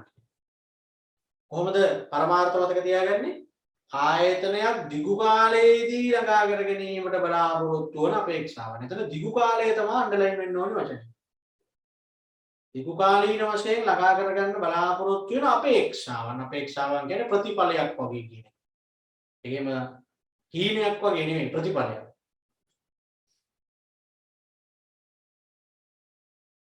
එච්චරයි. ඉතින් අරමුණු වල කියන්නේ අනිත් පැත්ත. කෙටි කාලීන අපේක්ෂාව. මේ දෙක එක ළඟ යන්නේ. දිගු කාලීනව ළඟා කරගන්න බලාපොරොත්තු වෙන අපේක්ෂාවන් නම් පරමාර්ථ, කෙටි කාලීනව ළඟා කරගන්න බලාපොරොත්තු වෙන අපේක්ෂාවන් නම් අරමුණු. එතකොට පිළිවෙල කොහොමද දෙන්න ඕනේ? දැක්ම මෙහෙවර පරමාර්ථ අරමුණු. එහෙමයි යන්නේ. අරමුණු වල ලක්ෂණ කියලා උතන පහක් තියෙනවා ඊගාවට. අරමුණක් නම් ඒක මෙන්න මේ ලක්ෂණ තියෙනවා. ඒ ලක්ෂණ ටික ඔක්කොම ඉංග්‍රීසි වචනේ වැළුවාම ස්මාර්ට් කියන එක තමයි හැදෙන්නේ. ස්මාර්ට් කියන එක තමයි එතන හැදෙන්නේ. ඒ හින්දා බලන්න එතකොට S අකුරෙන් සුවිශේෂී බව, M අකුරෙන් මැනිය හැකි බව, A අකුරෙන් ළඟා කරගත හැකි බව. මේ පහ මතක තියාගන්න ඕකත් අහනවා විශේෂ කිව්වලේ. ස්මාර්ට් ලක්ෂණ ලියන්න කියලාත් අහනවා. අරමුණක ලක්ෂණයක් නොවන්නේ කියලා එහෙමත් ඔය වෙන එකක් දාලා මැද්දට දෙනවා. හරි? ස්මාර්ට් කියන වචනෙන් තමයි අරමුණු වල ලක්ෂණ ටික හැදෙන්නේ. එහෙනම් දැන් ඔන්න ව්‍යාපාර සැලසුමක එහෙම නැත්නම් සැලැස්මක තියෙන අඩංගු කරුණු, සැලැස්මක අඩංගු කරුණු. දැක්ම, මෙහෙවර, පරමාර්ථ, අරමුණු. හතරයි. අරමුණු වල තව කෑල්ලක් ආව අරමුණු වල ලක්ෂණ කියලා. ඒකත් මතක තියාගන්න. ඊට පස්සේ ඔය හතරෙන් පස්සේ දැන් ඔය හතරෙන්ම කරන්නේ මොකද්ද? දැක්මෙන් කරන්නේත්, මෙහෙවරෙන් කරන්නේත්, පරමාර්ථ වලින් අරමුණු වලින් කරන්නේත් ළඟා කරගන්නේ මොකද්ද කියන එකනේ ඔය පැහැදිලි කරන්නේ. අනාගතයේදී ළඟා කරගන්නේ මොකද්ද කියන එකට උත්තර ඔය දෙන්නේ. දැක්ම විදියට දෙනවා, මෙහෙවර විදියට දෙනවා, පරමාර්ථ විදියට දෙනවා, අරමුණු විදියට දෙනවා එහෙම දෙන්නේ. ඊළඟට උපාය මාර්ග. නෑ ප්‍රතිපත්ති. ප්‍රතිපත්ති කියන්නේ ඒ අරමුණු වලට යද්දී යන විදිහ තමයි දැන් ඔන්න දෙන්න හදන්නේ. අරමුණු ළඟා කරගන්නේ මොනවද කියන එකයි ළඟා කරගන්න විදිහයි දෙකම දෙන්න එක. සැලසුමකින්. ප්‍රතිපත්ති විදිහට අපිට පුළුවන් ඉදිරි බලන්න. ප්‍රතිපත්තියක් කියන්නේ මොකක්ද? ප්‍රතිපත්ති කියන්නේ අපිම හදාගන්න දේවල්. දැන් අපේ අර හීන වලට ටාගට් වලට යන්න මෙන්න මේ දේ මම කරනවා මම මෙන්න මෙහෙම දේවල් කරන්නේ නැහැ කියන එක අපිටම මඟ පෙන්වන දර්ශකයන් අපිට පුළුවන් හදාගන්න. ප්‍රතිපත්ති කඩන්න පුළුවන්. ප්‍රතිපත්ති කඩුවට දඬුවම් කරන්න බෑ. මොකද ඒක අපිම හදාගන්න ඒවානේ. ඉතින් ඒ වගේ අපේ යම්කිසි ඉලක්කයකට හීනයකට යන්න නම් අපි විසින්ම හදාගන්නවා යම් ප්‍රතිපත්ති. අපිටම මඟ පෙන්වන දර්ශන. හරි. දැන් ඔයගොල්ලෝ A level පාස් වෙලා කැම්පස් යන්න ඕන නම් එහෙම අපිට පුළුවන් ප්‍රතිපත්ති හදාගන්න මිනිස්සු හදාගන්න මේ ප්‍රතිපත්ති. මේ ප්‍රතිපත්තියක් විදිහට යමක් කරගෙන රැකගෙන ආවහම ඒක කඩන්න හිතෙන්නේ. අපරාධ මෙච්චර කල් මේ ප්‍රතිපත්තිය රැකගත්තේ කියලා හිතනවා නේද? මෙච්චර කල් හිටපු එකේ අපරාධ දැන් මේක ගැඩුනොත් කියලා. මේ ප්‍රතිපත්ති හදාගත්තාම මේකෙන් අපිව යම් තාක් දුරකට කන්ට්‍රෝල් වීමක් වෙනවා. දැන් ඔයගොල්ලෝ අපි හිතමු මෙහෙම A level විභාගය ඉවර වෙනකම් මම කිසිම ටෙලි නාට්‍යයක් කරන් මම ටීවී බලන්නේ නැහැ. ප්‍රතිපත්තියක් විදියට. එහෙම ප්‍රතිපත්තියක් ඇති කරගෙන ඔයගොල්ලෝ හිතන්න හරියනේ. ඒක නෙගටිව් වුණා පුතේ ඒකයි නැති වුනේ දැන් හරි. ප්‍රතිපත්ති කියන්නේ මම කියන්නේ එතකොට අපිට ප්‍රතිපත්තියක් එක්ක ආවහම කාලයක් අපිට අර ඒ ප්‍රතිපත්තිය කඩන්න හිතෙන්නේ නැහැ. ඒ ප්‍රතිපත්තිය තියාගන්න හිතෙනවා. මම දැන් ටීවී බලන්නේ නැහැ කියන ප්‍රතිපත්තියක් හදාගත්තා. A level ඉවර වෙනකම් මම Facebook account එකක් හදන්නේ නැහැ. Facebook යන්නේ නැහැ. ඉතින් බලන්න මේ දේවල් වලින් අර ඔයාගේ ප්‍රධාන හීනයට යන්න උදව්වක් වෙනවනේ. එම් ප්‍රතිපත්තියක් රැකගෙන ඔයා යම් කාලයක් ඒ ප්‍රතිපත්තිය තුල වැඩ කරා නම් ඔයාට හිතෙනවා මෙහෙම දිගටම කරන්න යන්න ඕනේ මේ. වාසියක් නෙවෙන්නේ. මිනිස්සු එහෙම හදාගන්න එක ප්‍රතිපත්ති. ඉතින් ව්‍යාපාර වලටත් පුළුවන් ඒ වගේ තමන්ගේ අර පරමාර්ථ වලට අරමුණු වලට යන්න මඟ පෙන්වන දර්ශක ඒ වගේ හදාගන්න ප්‍රතිපත්ති. කලියන් ප්‍රතිපත්ති කියන එක මෙහෙම ප්‍රතිපත්ති කියන එක ලියන්න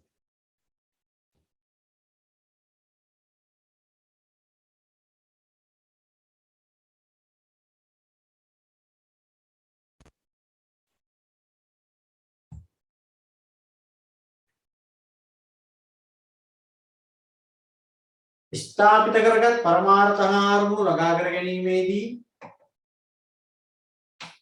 ස්ථාපිත කරගත් පරමාර්ථ අරමුණු ළඟා කර ගැනීමේදී කටයුතු කළ යුතු ආකාරය සඳහා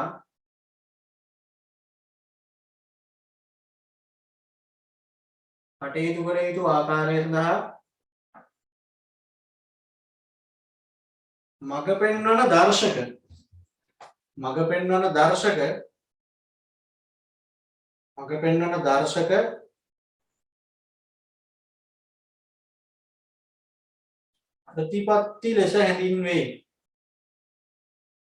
ප්‍රතිපත්ති ලෙස හැඳින්වේ. මඟ පෙන්වන දර්ශක ප්‍රතිපත්ති ලෙස හැඳින්වේ.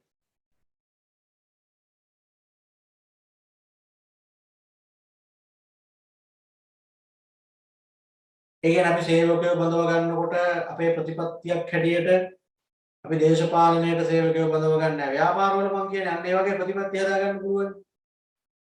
එහෙම ගත්තාමනේ ව්‍යාපාර වලට නිකන් ඒක පස්සේ අවාසියක් වෙන්නේ. අපි හැම විටම සුදුසුකම් මත විතරයි සේවකයෝ ගන්න. ඒක අපේ ප්‍රතිපත්තිය. අන්න ඒ වගේ ආයතනයකට පුළුවන් Tamanටම බලපාන විදිහට Tamanට එක එක නිර්ණායක දර්ශක හදා ගන්න. ඊළඟට උපාය මාර්ග. ප්‍රතිපත්ති වලට පස්සේ උපාය මාර්ගයක් කියලා කියන්නේ දැන් අපි අරමුණු පරමාර්ථ සියල්ල තීරණය කරලා ඉවරයිනේ. ඒව ළඟා කරගන්න මොකද්ද කරන්න ඕනේ? කල යුත්තේ කුමක්ද? හරි. කල යුත්තේ කුමක්ද කියන එකයි ඒකෙන් පෙන්නන්නේ. ඒකත් ඔහොම ලියාගන්න. දැක්ම මෙහෙවර පරමාර්ථ අරමුණු ළඟා කර ගැනීමට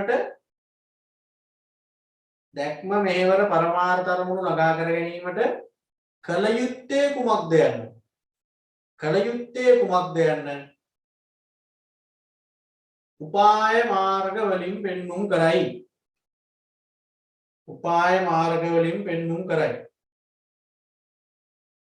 කල යුත්තේ කුමක්ද යන්න උපාය මාර්ග වලින් පෙන්눔 කරයි.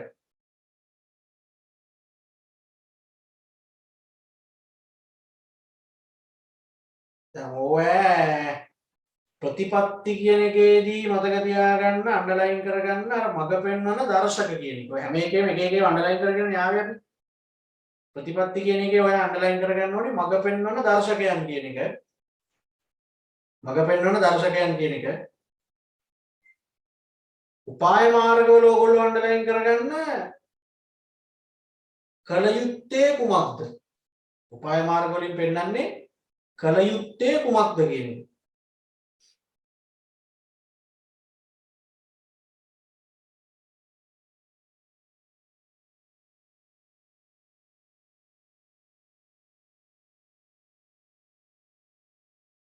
උපාය මාර්ග වලින් පෙන්වන්නේ කල යුත්තේ කුමක්ද? ඒකේ විශේෂයෙන් අපි ඒක මතක තියාගත්තම හරියි.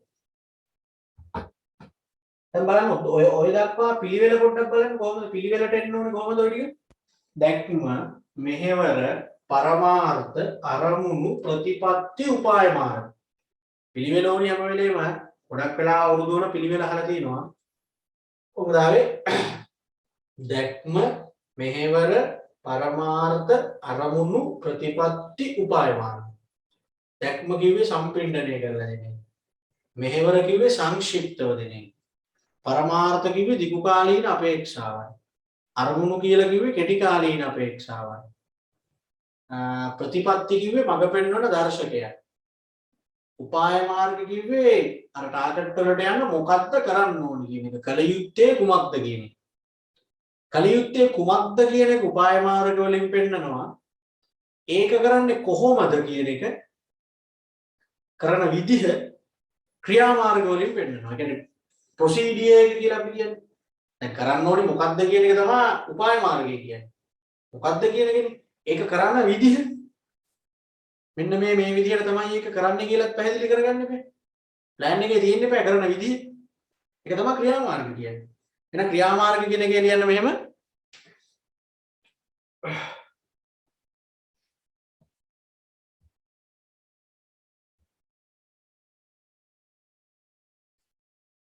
කිසියම් නිශ්චිත කාර්යභාරයක් ඉටු කර ගැනීම සඳහා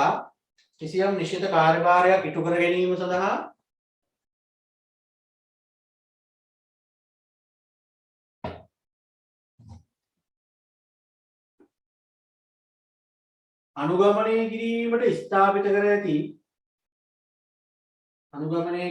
ස්ථාපිත කර ඇති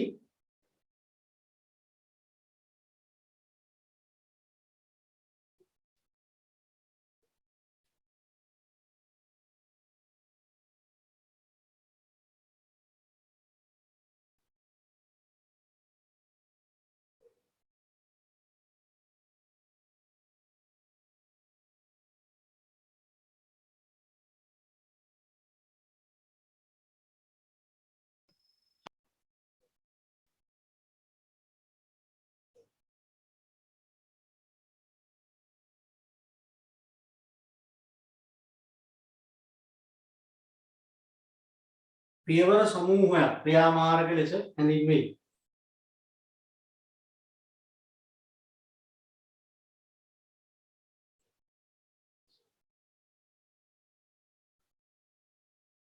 හරි ක්‍රියාමාර්ග ලෙස හැඳින්වෙයි. ඒ කියන්නේ අපි අදාළ ටාගට් එකට යන්න මොකක්ද කරන්න ඕනි කියන එක තමයි කරන විදිහ තමයි මේ පියවර විදිහට ක්‍රියාමාර්ග වලින් දෙන්නේ. ඊට පස්සේ තියෙන නීති රීතිනේ.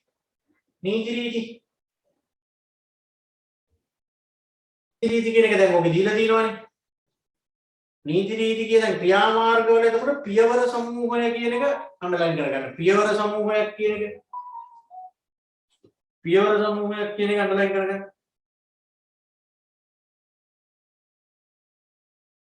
හැම එකේම මොකක් හරි පොයින්ට් එකක් තියාගන්න. අකල මතක් කරගන්න. ඊළඟට අපි හදා ගන්නවා දැන් මේ අපේ ටාගට් එකට අරමුණු වලට යද්දී අනුගමනය කරන නීති රීති. හරි. දැන් ට්‍රිප් එක යනකොට උනත් මෙන්න මේ දේවල් කරන්න තහනම්. මෙහෙම වෙන්න බෑ. ඒ වගේම කල්ලාතුව හදා ගන්නවා. නැත්තම් ගිහිල්ලා ආවන් පස්සේ ගියාට පස්සේ මගදී එන ප්‍රශ්නේ. දැන් මේ වගේ ව්‍යාපාර වල තරමුණු කරා යද්දී ව්‍යාපාරය ගොඩනගන නීති රීති ටික. කල යුතු හා නොකල යුතු දෑ. ප්‍රතිපත්ති කැඩුවට දඬුවම් කරන්න බෑ. හැබැයි නීති රීති හැදුවට පස්සේ ඒව කැඩුවොත් එතකොට ඒව නීති විරෝධී වැඩ වෙනවා. එතකොට ඒව දඬුවම් නැහැ. ආයතනයේ නීති රීති වලට පටහැනිව ක්‍රියා කරාවේ. නීති රීති හදනවා කියන්නේ ඒකයි. ඒ අපේ ටාගට් එකට අපේ දැක්මට මෙහෙවරට පරමාර්ථ අරමුණු වලට යද්දී කල යුතු දේ මෙන්න මේකයි නොකල යුතු දේ මෙන්න මේකයි. කියලා අපි පැහැදිලිව වෙන් කරලා හදාගන්න. ඒකට කියනවා නීති රීති හදනවා කියන්නේ. එතන අන්ඩර්ලයින් කරගන්න ඕනේ කල යුතු හා නොකල යුතු දේ. නීති රීති වලින් පෙන්නලා දෙන්නේ ඒක. කල යුතු හා නොකල යුතු දේ මොකක්ද කියලා පැහැදිලිව නිශ්චිත කරගන්නවට කියනවා නීති රීති හදනවා කියන්නේ.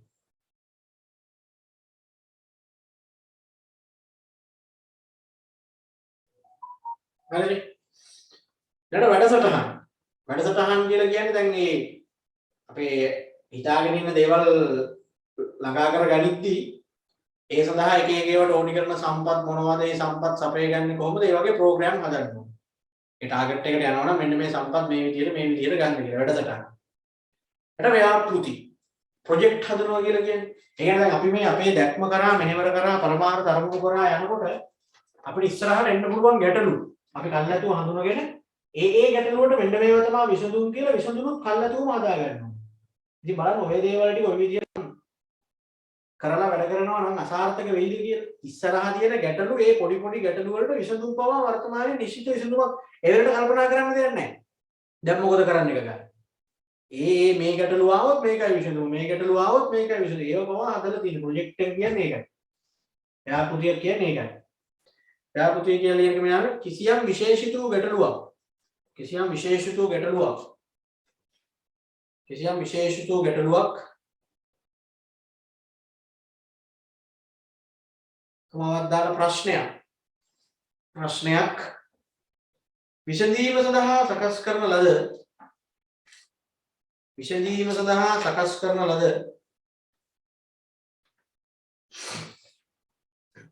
සඳහා සකස් කරන ලද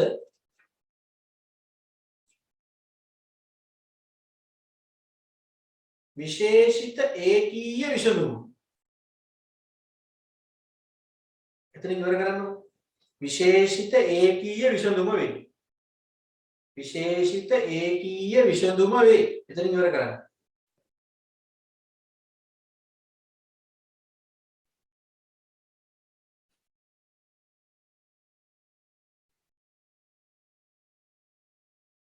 ඔන්න එහෙමනම් සැලසුමක අඩංගු කරුණු ටික හරි. උතර ප්‍රධාන දේ තමයි පිළිවෙලට මතක තියෙන්න ඕනේ. ඒ වගේම හැම එකක්ම කෙටියෙන් මතක තියාගන්න. ඔය හැම එකකම එක එකේම අන්ඩර්ලයින් කරගන්න කියලා කිව්වා. ඒ විදිහටම තියාගන්න. මොකද ඔය හිතම් පුරවන ප්‍රශ්න විදිහට තමයි ගොඩක් වෙලාවට ඇවිල්ලා තියෙන්නේ. අත්ගාන එතකොට ඕගලන්ට පුළුවන් අර හැම එකකම ඉගියක් අන්ඩර්ලයින් කරගත්තනේ. ඒ ඉගියෙන් ටක් ගාලා පුළුවන් මේක මොකද්ද මේ ප්‍රතිපත්ති වල නිර්වචනයේද මේ තියෙන්නේ උපාය මාර්ග ගැන තමයි මේ කියන්නේ කියලා අයිඩියා ගන්න. මොකද මේක තමයි ඉස්සරහට ගොඩාක් තියෙනවා මතක තියාගන්න ඕන දේවල්. හැම එකටම මේ වගේ පොයින්ට් හදාගෙන ගොඩ ගහ ගන්න නැතුව ඉවර කරගන්න. දැන් මට කියන්න පිළිවෙල වලන් එකපාරක් දැක්ම මෙහෙවර පරමාර්ථ අරමුණු ප්‍රතිපත්ති උපාය මාර්ග ක්‍රියා මාර්ග නීති රීති වැඩසටහන් ව්‍යාපෘති 10. පිළිවෙලට ඔය විදියට අගිලි නම පාඩම් කරලා කොහේ හරි නිකන් පිළිවෙලට ලියන්න පුළුවන්ද කියලා බලන්න. ඒ කියන්නේ මහන්සියලා වැඩ පාඩම් කරනවා කියන්නේ නිතුමේ මං කියන එක දැන් අහගෙන හිටියා. ටියුට් එක කොහේ හරි දැම්මා ඊළඟ දවසේ ආයෙ මේකත් අරගෙන එක්ක පන්තියට එනවා එක්ක වාඩි වෙනවා. ඔන්ලයින්. එහෙම මේ කෙරෙන්නේ නැහැ. පාඩම් කරනවා කියන්නේ මං කියලා දුන්නාට පස්සේ ඔයත් යමක් කරන්න බෑ.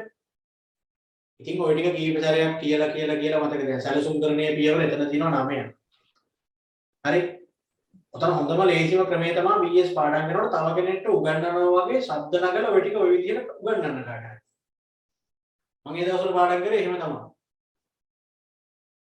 නිකන් තව කෙනෙකුට කවුරුවත් නැති වුණාට කමක් නැහැ නිකන් කියලා දෙන්න නිකන්. සැලසුම් කරන්නේ පියවර වෙන්න මේවා. පළවෙනි එක මේක. හඬ පිට වෙන්න කියන්නේ. හිතන්න එපා කියන්න. එහෙම 3-4 වතාවක් කියලා ලියලා බලන්න. මතකද කියලා. ඒතර මතකයි. අන්ධ බුද්ධිකෙවු නැහැ. ගොඩක් කෙනෙකුට වෙලා තියෙන විරෝධයක් මතක නැහැ. තාම එහෙමමයි කරලා ගෑ ගන්න කරන්නේ. හිතේ නිකන් ඔහේ මතක හිටී කියලා. එහෙම මතක හිටින්නේ නැහැ. මතක හිටව ගන්න. ඔයගොල්ලන්ගේ විභාගේ ඔයගොල්ලන්ගේ ජීවිතේ ඒ වෙනුවෙන් යමක් ඔයා කරන්න එපා. අම්මලා තාත්තලා මහන්සිලා සල්ලි හොයලා දෙන එකේ. ඔය වෙනුවෙන් නිකන් ඉඳලා කහ ඉඳලා අන්තිමට ඉතින් විභාගේ ලඟ වෙනකොට බොරුවට දඟලනවා ඉතින් වරාගෙන. පන්ති වලට ඔය යනවා 10කට විතර. එහෙම විභාග වාස් වෙන්නේ නැහැ. අනිත් එක ඔය 22 21 හැම අවුරුද්දකම ඔය කේස් එක සමහර ළමයි ඉන්න පුදුම පන්ති තෝගයකට යනවා. එහෙම පන්ති 60 උඩමාරකට යන්න එපා. තියෙන එකත් කියලා වෙනවා අන්තිම කාලේ වෙනකොට. එක විෂයයකට එක ගුරුවරයෙක් කියන්නේ නැති. ඔය පන්ති කොටකට ගිහිල්ලා විභාග පාස් වෙච්ච ළමයි නැහැ. තීර ඩිවිෂන් දෙක මාරු වෙලා ගියට කමක් නැහැ ඕන්න. සමහර ළමයි හිතන්නේ දැන් කවුරුන් නම් ගුරුවරු දෙන්නෙක් ගියාම ගොඩක් පුළුවන්. හරි එක්කෙනෙක් තෝරගෙන හරි එක්කෙනෙක් තෝරගෙන එයා ගාවට දිගටම යන්න ඉච්චරයි. ඒ හරි එක්කෙනෙක් කියන්නේ ඔයාලට ගැලපෙන කෙනාව තෝරගන්න. එහෙමයි තෝරගෙන නැත්නම් දැන් අවුරුද්දක් විතර තිස්සේ ඉතින් මොන හරි පන්ති වලට ගියානේ. එහෙම නැතුව තව මේ පාඩමක් මොකක් හරි වුණ වෙන තව සර කෙනෙක් ගිහින් බලන්න. මම එයාවගේ ඒ ළමයි මේ සේවා.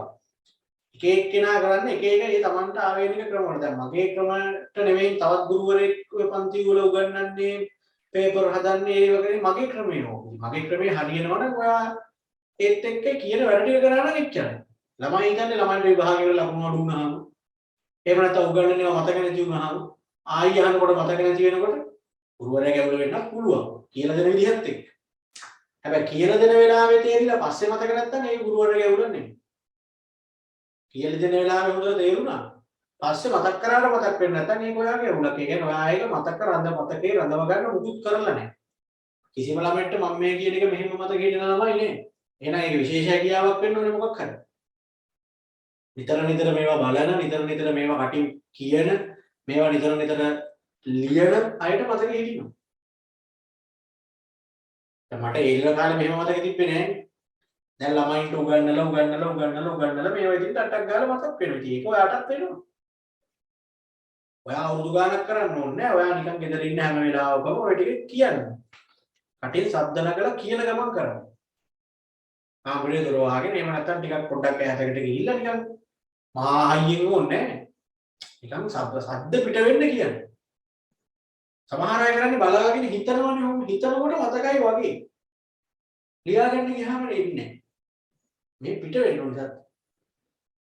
ඒක තමයි ගාඩ් එකකින් ආවදී. මතකේ රැඳෙන්නේ. ඒ වගේම ලියන්න ඕනේ. ඊළඟට මතකයි. හරි.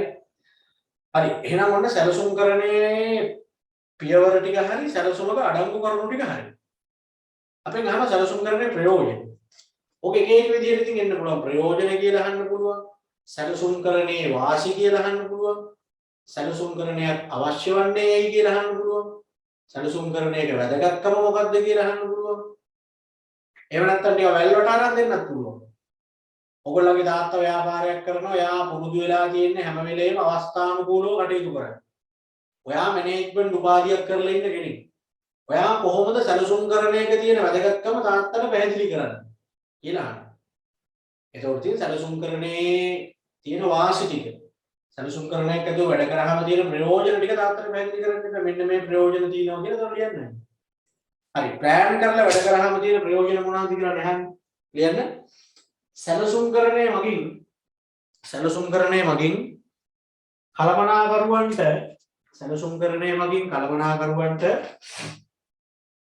සැලසුම්කරණය මගින් කලමනාකරුවන්ට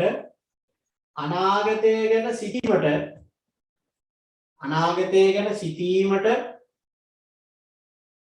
ඉඩ සලස්වයි. අනාගතය ගැන සිතීමට ඉඩ සැලැස්වීම. සැලසුම්කරණය මගින් කලමනාකරුවන්ට අනාගතය ගැන සිතීමට ඉඩ සැලැස්වීම. අනාගතය ගැන සිතීමට ඉඩ සැලැස්වීම. ඒක වෙනවා. මේකෙදී අනාගතය ගැන හිතන්න වෙන්නේ.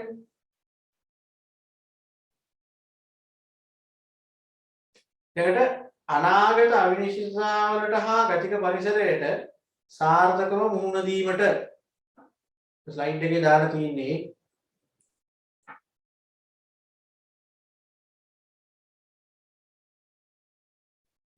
අනාගත අවිනිශ්චිතතාවලට හා ගතික පරිසරයට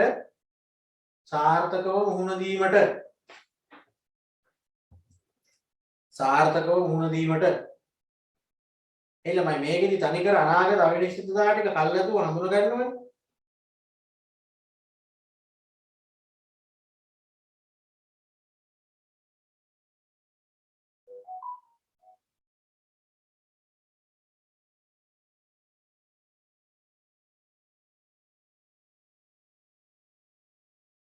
අනාගත අවිනිශ්චිතතාවලට හා ගතික පරිසරයක සාර්ථකව මුහුණ දීමට ඊට සම්පත් උපරිම කාර්යක්ෂමතාවයෙන් යොදවා ගැනීමට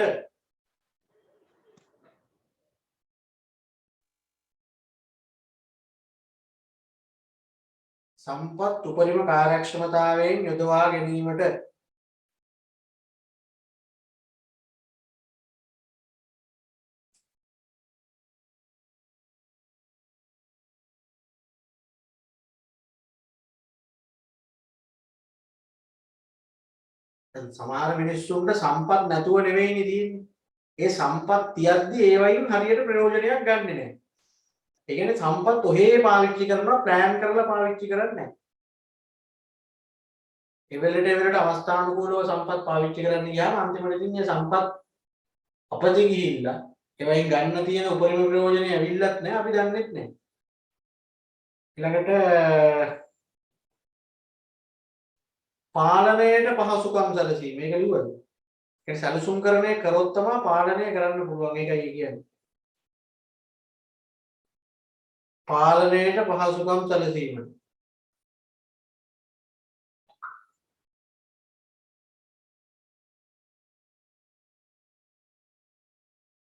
පාලනයට පහසුකම් සැලසීම.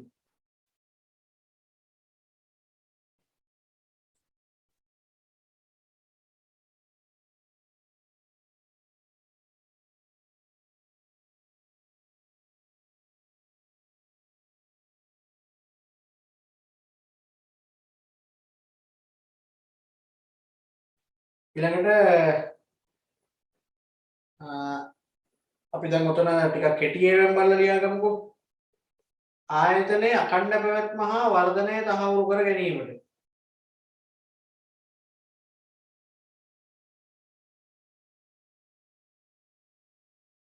ආයතනයේ අඛණ්ඩ පැවැත්ම හා වර්ධනය තහවුරු කර ගැනීමට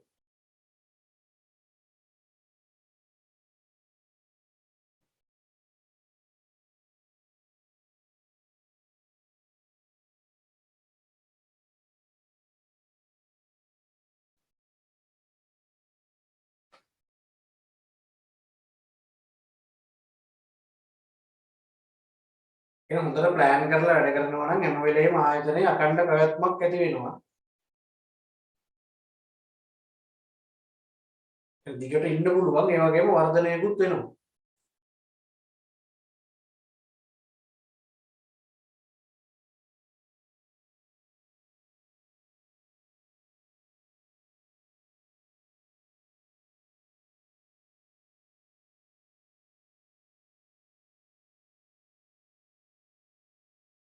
මේ තව ඉඩ තියෙනවා නම් අර අන්තිමට තියෙන්නේ වර්තමාන හා අනාගත තර්කකාරීත්වය ඇගීමට. වර්තමාන හා අනාගත තර්කකාරීත්වය ඇගීමට.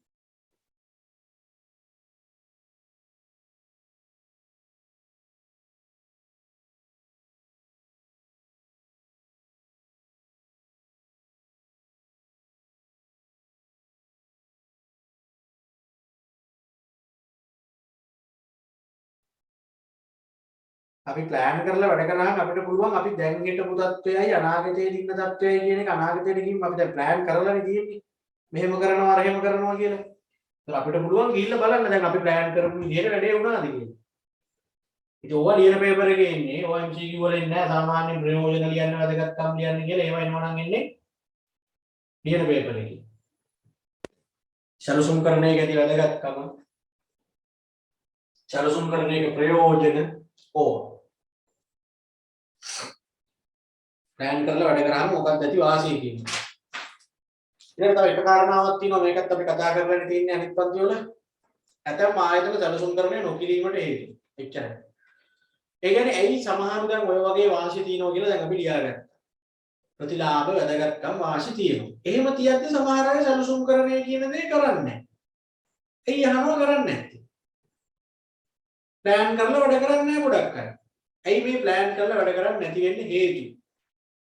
එකක් තමයි සැලසුම් කරන්නේ වාසි පිළිබඳ නොදැන සිටීම. මේ වගේ වාසි අත් වෙනවා කියලා දන්නේ නැහැ. ප්ලෑන් කරලා වැඩ කරාම මේ වගේ ප්‍රතිලාභ මේ වගේ මිනිස්සු වාසියක් ප්‍රතිලාභයක් වෙනවා කියලා දන්නවනම් ගොඩක් දේවල් කරනවනේ. ඉතින් ඒ ගැන හරියට දැනුවත් උනේ නැති වුණාම ඒ දේ කරන්නේ නැහැ. ප්ලෑන් කරලා වැඩ කරොත් මට මෙන්න මේ වාසි ටික ලැබෙනවා කියලා තමන්ට දැනෙන්න ඕනේ. ඒක තමයි මේ ප්ලෑන් කරලා වැඩ කරන්නේ. ඉතින් සමහරු දන්නේ නැහැ මෙහෙම වාසි ලැබෙනවා කියලා. පුද්ගලයන්ගේ විවිධ ආකල්ප සහ මතවාද අනිත් එක. මිනිස්සුන්ගේ තියෙනවා ආකල්ප කියන්නේ මාන දෙයක් නේ. ඒව නැති කරන්න බෑනේ.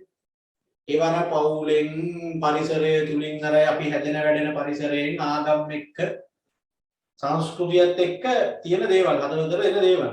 ඒ වගේ සමහර ආකල්ප වල ඉන්න මිනිස්සුගේ ආකල්ප වෙනස් කරන්න හරි අමාරුයි. අපි දන්නවනේ දැන් ආකල්ප ගැන අපි අර කතා කරානේ. ධර්ම කුසලතා ආකල්ප කියන එකේදී ආකල්ප වලින් මිනිහෙක් මාන විදියට වෙනස් කරනවා. ඒ සමහර මිනිස්සු සරසුම්කරණය කරන්නේ නැත්තේ මේ මිනිස්සුන්ගේ තියෙන එක එක ආකල්ප. දැන් ඔය සමහර අම්මලා එහෙම ඉන්නේ. ඕගොල්ලන්ගෙත් ඇති. දැන් අපි හිතමුකෝ හෙට කරන මොකක් හරි එකක් ගැන අද කියවනකොට බනිනවා. මට වහන්නේ හෙට කරන්නේ මොකද දැන් කියන්නේ?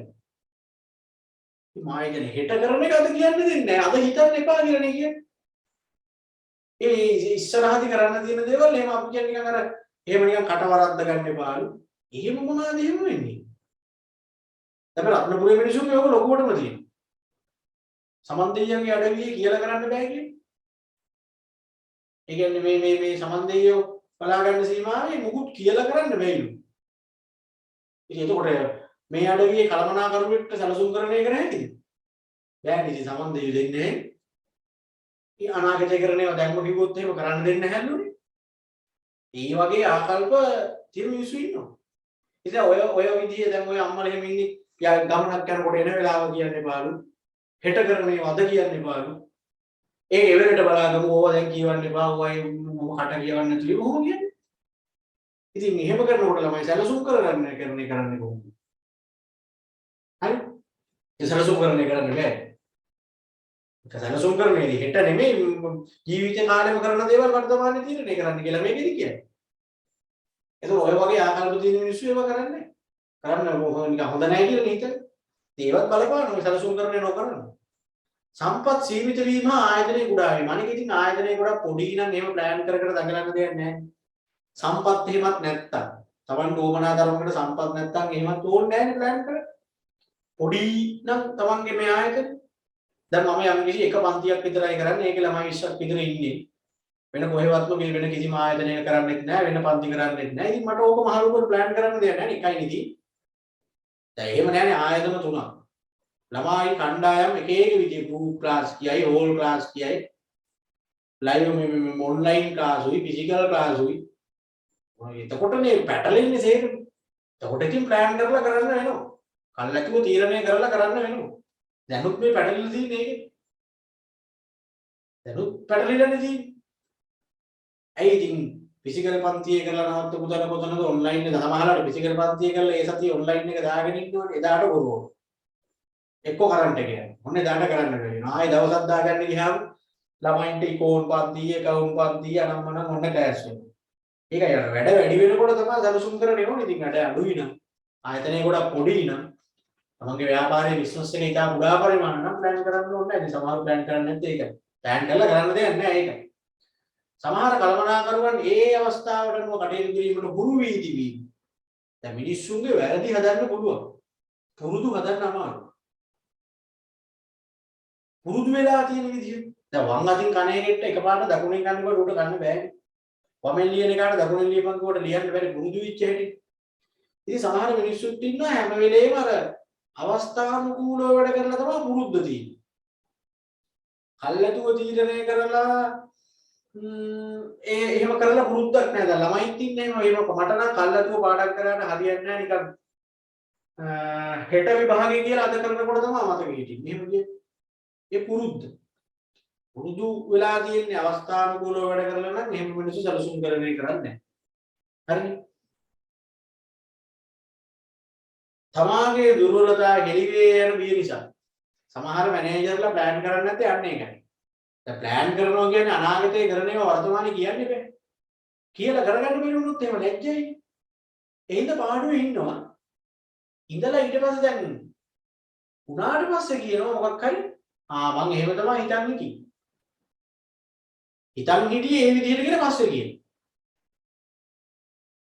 අපි හිතමුකෝ ලාභයේ 125කින් වගේ මං අර මේ අවුරුද්ද අවසන් වෙනකොට වැඩි කරගන්නවා කියලා කියන්න එපා. දැන් සැලසුම් කරණයක් කරනවනේ. මේ අවුරුද්ද ඉවර වෙනකොට අපි ලාභයේ 125කින් වැඩි කරගන්නවා. මේක තමයි අපේ ටාගට් එක කියන්නේ. බැරි වෙලා හරි අවුරුද්ද අවසානයේදී ඔය ටාගට් එකට යන්න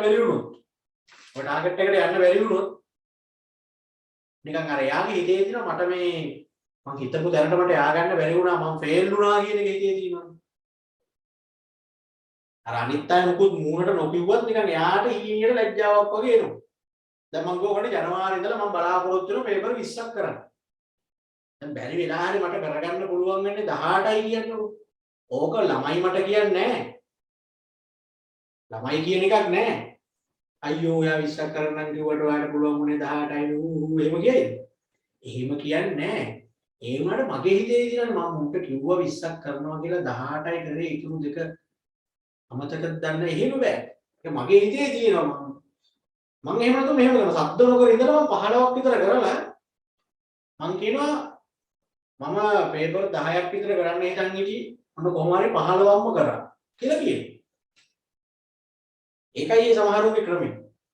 කරන්න හිතේ තියෙන දේ කියන්නේ නැහැ හරියට. කරලා ඉවර වෙලා ලැබෙන ප්‍රතිඵලය තියෙනවනේ. ඒක තමයි කරන්න හිතියේ කියලා ඊට පස්සේ කියනවා. එහෙම තමයි මම කොහොමවත් මම කරගන්න හිතන් හිටියේ නෑ. හොඳ වෙලාවට මෙහෙම හරි ගෙරුනේ කියලා පස්සේ කියනවා. මේ සමහරු ප්ලෑන් කරන්නේත් ඒකයි. ඉතින් තමන් ෆේල් කියන එක ඇඟ වෙයි කියලා. තමයි පේපර් එකක් එහෙම හොඳට ලියලා විභාගෙ වුණත් හොඳට ලියලා ළමෙක් වුණත් කොහොමද කියලා අහුවහන් කියන්නේ අනේ පාගල ඉන්නේ අප්පා අමාරුයි මට නම් 100ක්වත් ෂුවර් නැහැ. ලකුණු 50ක්වත් තියෙනවද දන්නේ නැහැ. එහෙමයි කියන්නේ. මෙන්න රිසර්ච් වෙලුවාන් දිස්ත්‍රික්කේ 6 වෙනියා 4 වෙනියා එහෙම. ඔය ළමයා දන්නවා අනිවාර්යෙන් පාස් කියලා කැම්පස් පාස් කියලා. අර කියන්නේ නැත්තේ වෙන මොහොකටවත් නෙවෙයි. බැරි වෙලා හරි පාස් නොවුනොත් ලැජ්ජයිනේ. එහෙම ලැජ්ජ වෙන්න වෙයි කියලා අරම කියලා නිකන් ඉන්නවා. ඊට පස්සේ පාස් වුණාම නිකන් ඒක එහෙම 100ක වසුවර නැහැ කියපු එක අර ඒ තුනක් ආපු එක එන වැරදිනේ වැඩේ තනි කරලා.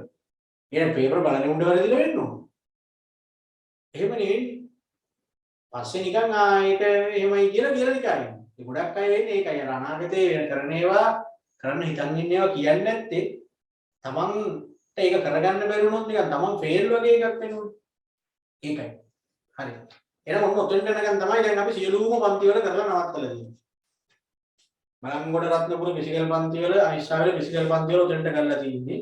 ඒ තුනට නොවන ඔන්ලයින් ළමයින්ට දැන් ඔතෙන්ට කරලා තියෙන්නේ. එතකොට ලබන සතියේ අගහරු ආදාර කලින් තව එක පන්තියක් මම දානවා අතිරේක පන්තියක්. මොකද මේ සතියේ ෆිසිකල් පන්ති ටික කරේ නැති හින්දා. ඔය එකක් දාන්න. ඒතකොට ඒක හැමෝටම සම්බන්ධ කරලා දානවා. එතකොට තව ටිකක් පාඩම ඉස්සරහට ගිහින් එවනම් ලබන සතිය වෙද්දී අනිවාර්යයෙන්ම මේ මාසයට අදාළව දීලා තියෙන ප්‍රශ්න ටියුට් අනම්මනම් ඒ ටික අරන් තියාගන්න. ඒකේ අභ්‍යාස කීපයක් තියෙනවා කරන්න. හරි? අර බලංගොඩ ළමයි නාලන්දාවේ නැති කතාවක් කො මම ඒකට උදේට අහලා කියන්න ටියුට් නැතුවද ඒගොල්ලන්ට අමතක වෙලාද කියලා. අනිත් ආයතන වල තියෙනවා. රත්නපුරේ තියෙනවා, විශ්වාවෙල්ලේ තියෙනවා. දැන් හිතා විශ්වාවෙල්ලේ එනවා නම් එන ඇවිල්ලා ගත්ත හැකි. බැරි වෙලා හරි ඔය ආයතන වල ටියුට් ගන්න ගියාම ටියුට් නැහැ කිව්වොත් මට චුට්ටක් කෝල් එකක් දෙන්න. සර් ටියුට් තියෙනවා ගුවට මෙහෙ නැහැ කියනවා කියන්නේ. ඒතර මම කතා කරලා අහන්න පුළුවන් මොකද වැඩ කරන ළමයි කම්මැලිකමටත් නැහැ කියන සමහරව. හොයන්න කම්මැලිකමට ඒ එදාටම ගන්න කියනවා. එක්ක නැහැ කියලා නිකන් ඉන්නවා. අපිට තියෙනව මොනවාම නැහැ ඒගොල්ලන්ට. ඒකයි. දැන් පොඩක් කියන්න. ටියුට් නැහැ. සමහර ආයතනයකට ගිහිල්ලා බස් එකේ ගිහිල්ලා ටියුට් නැහැ කිව්වොත් අතනක රහපව වෙනවා. එහෙම වෙන්න එපා පොඩ අහන්න. අඩුතරම යන්න කලින් අහන්න ඔබ ඒකවල මට අහලා කිව්වේ හැටි. අපි මේ ටියුට් ගේන්න යන්න හදන්නේ දිනවද දන්නේ නැහැ කියේ. කොහේ යනවා? එහෙම යන්න. හරි. හරි. එහෙනම් අයිබෝ. good night.